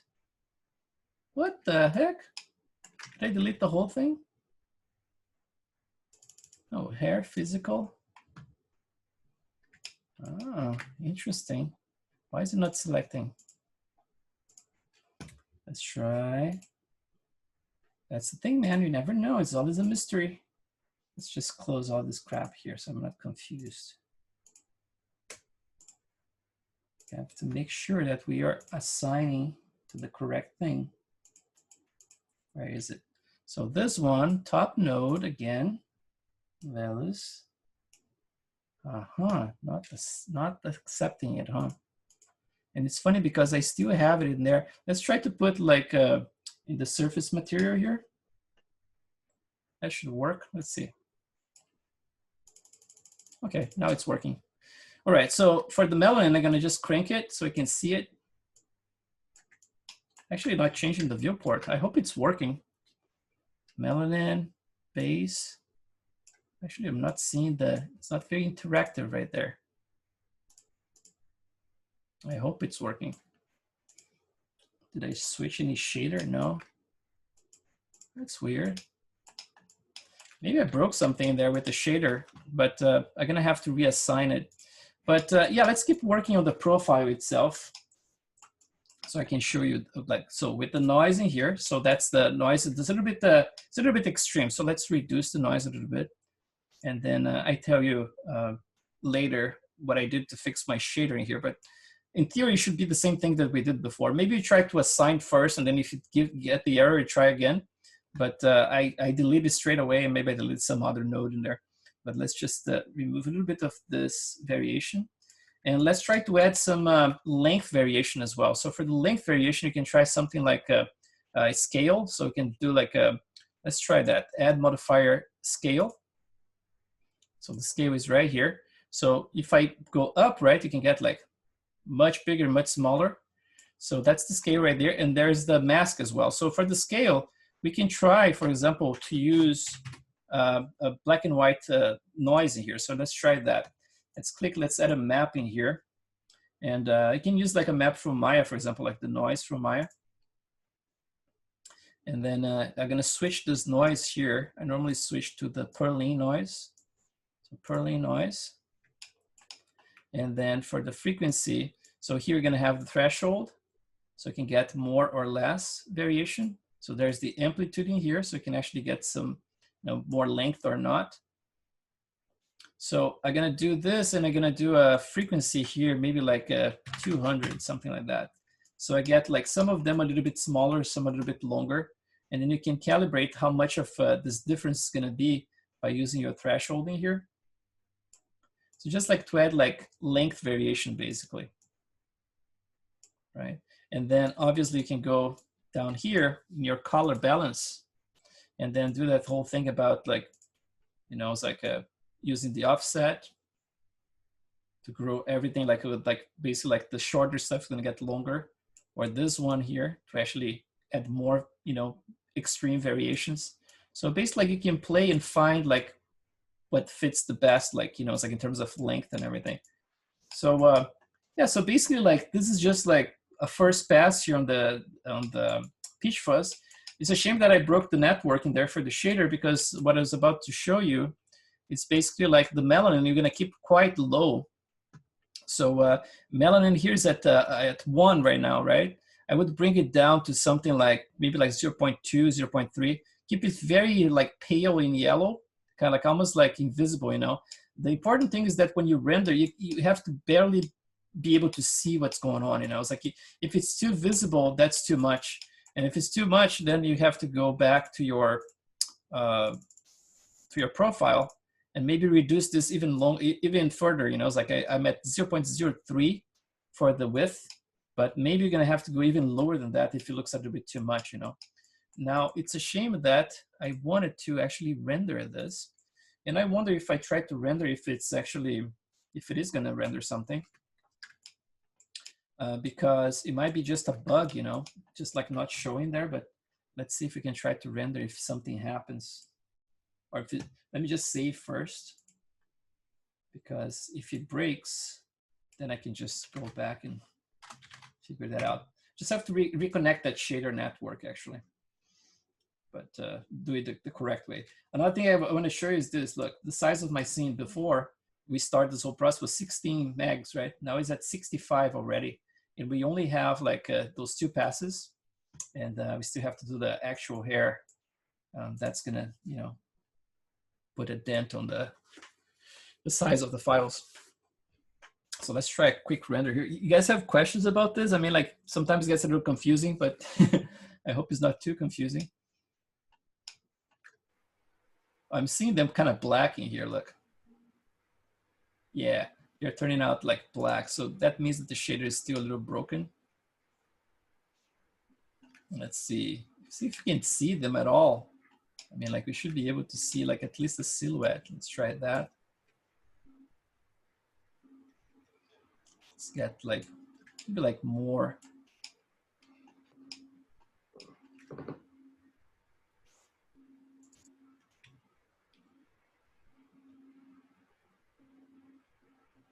Let's see if we can catch just the silhouette right around here. Okay, seems like they are there, you know. It's just like they're very super thin. Let's try to make them a little bit thicker. But it seems like the shader is actually working because I see them very pale. Let's try that. Let's get the vellus hair, and let's get this like to increase the width. Yeah, it's definitely there, look. Let's do like a very thick one here, 30.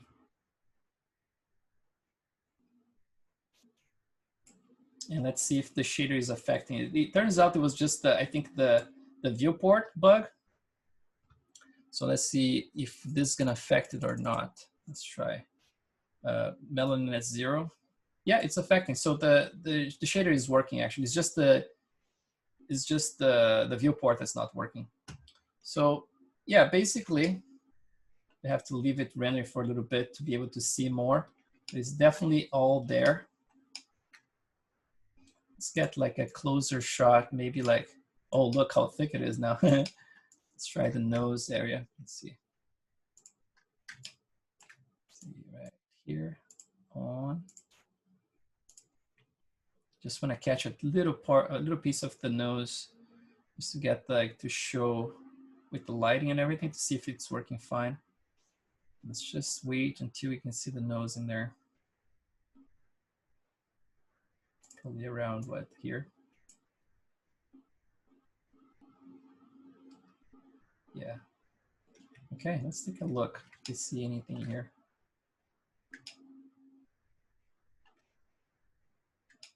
Yep, cool.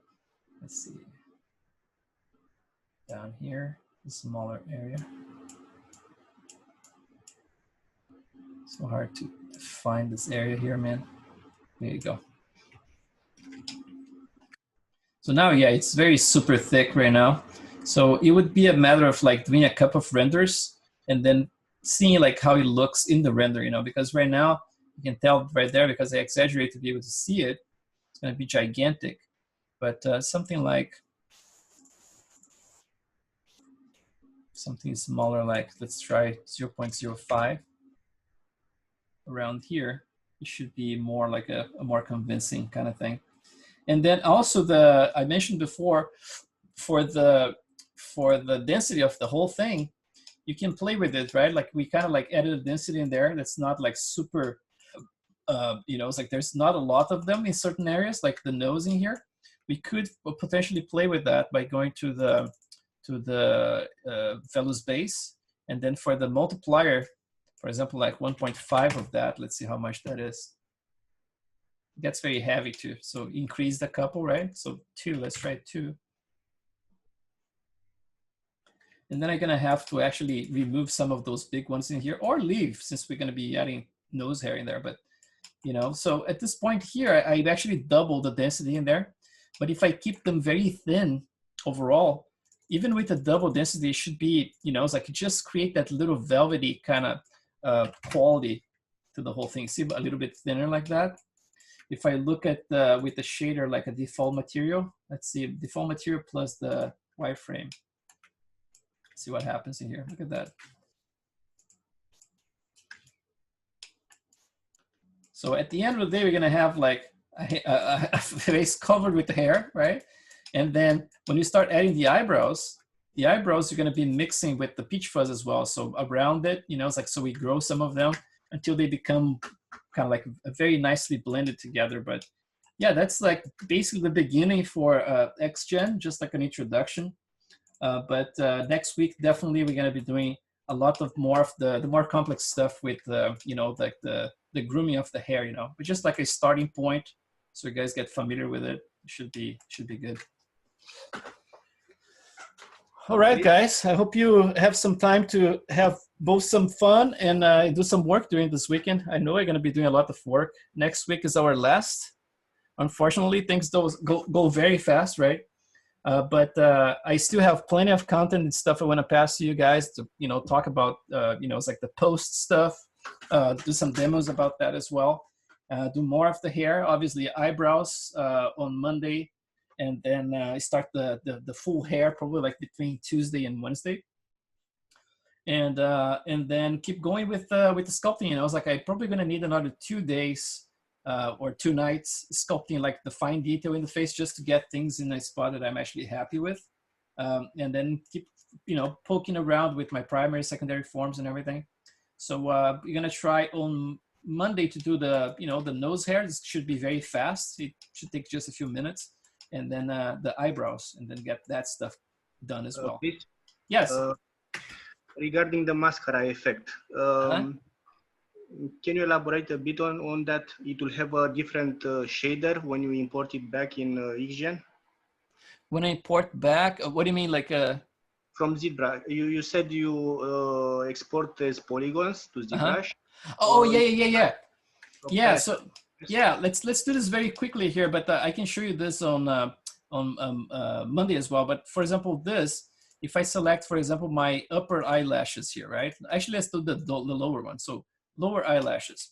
So if I have that selected, you can go to generate, and then right around here, you have convert interactive groom to polygons. So if I click that one, I can say like convert only selected primitives, combine mesh. So combine mesh is important, so it creates a single piece. And then there's like the layout options. You can create like, you know, it's like with the UVs.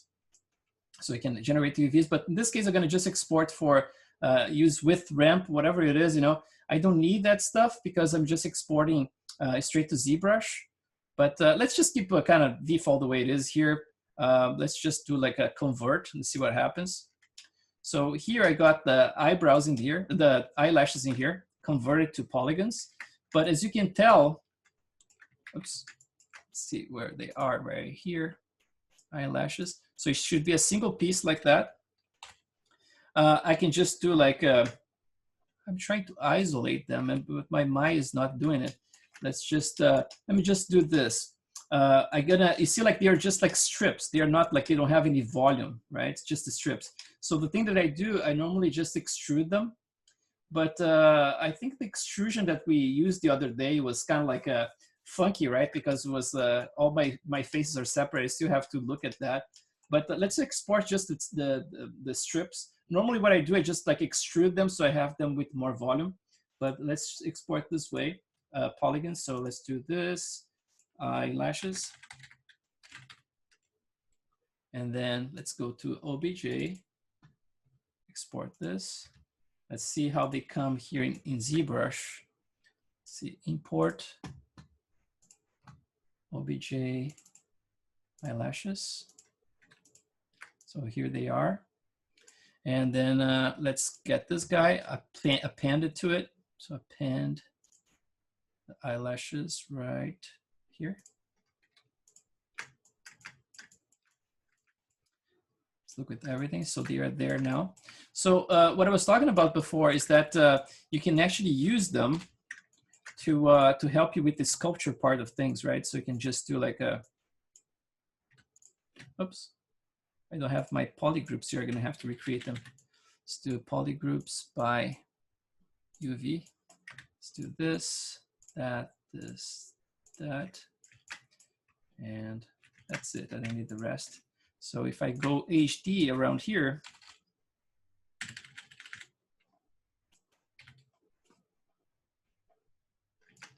now I can see the eyelashes in there in place as a reference, right?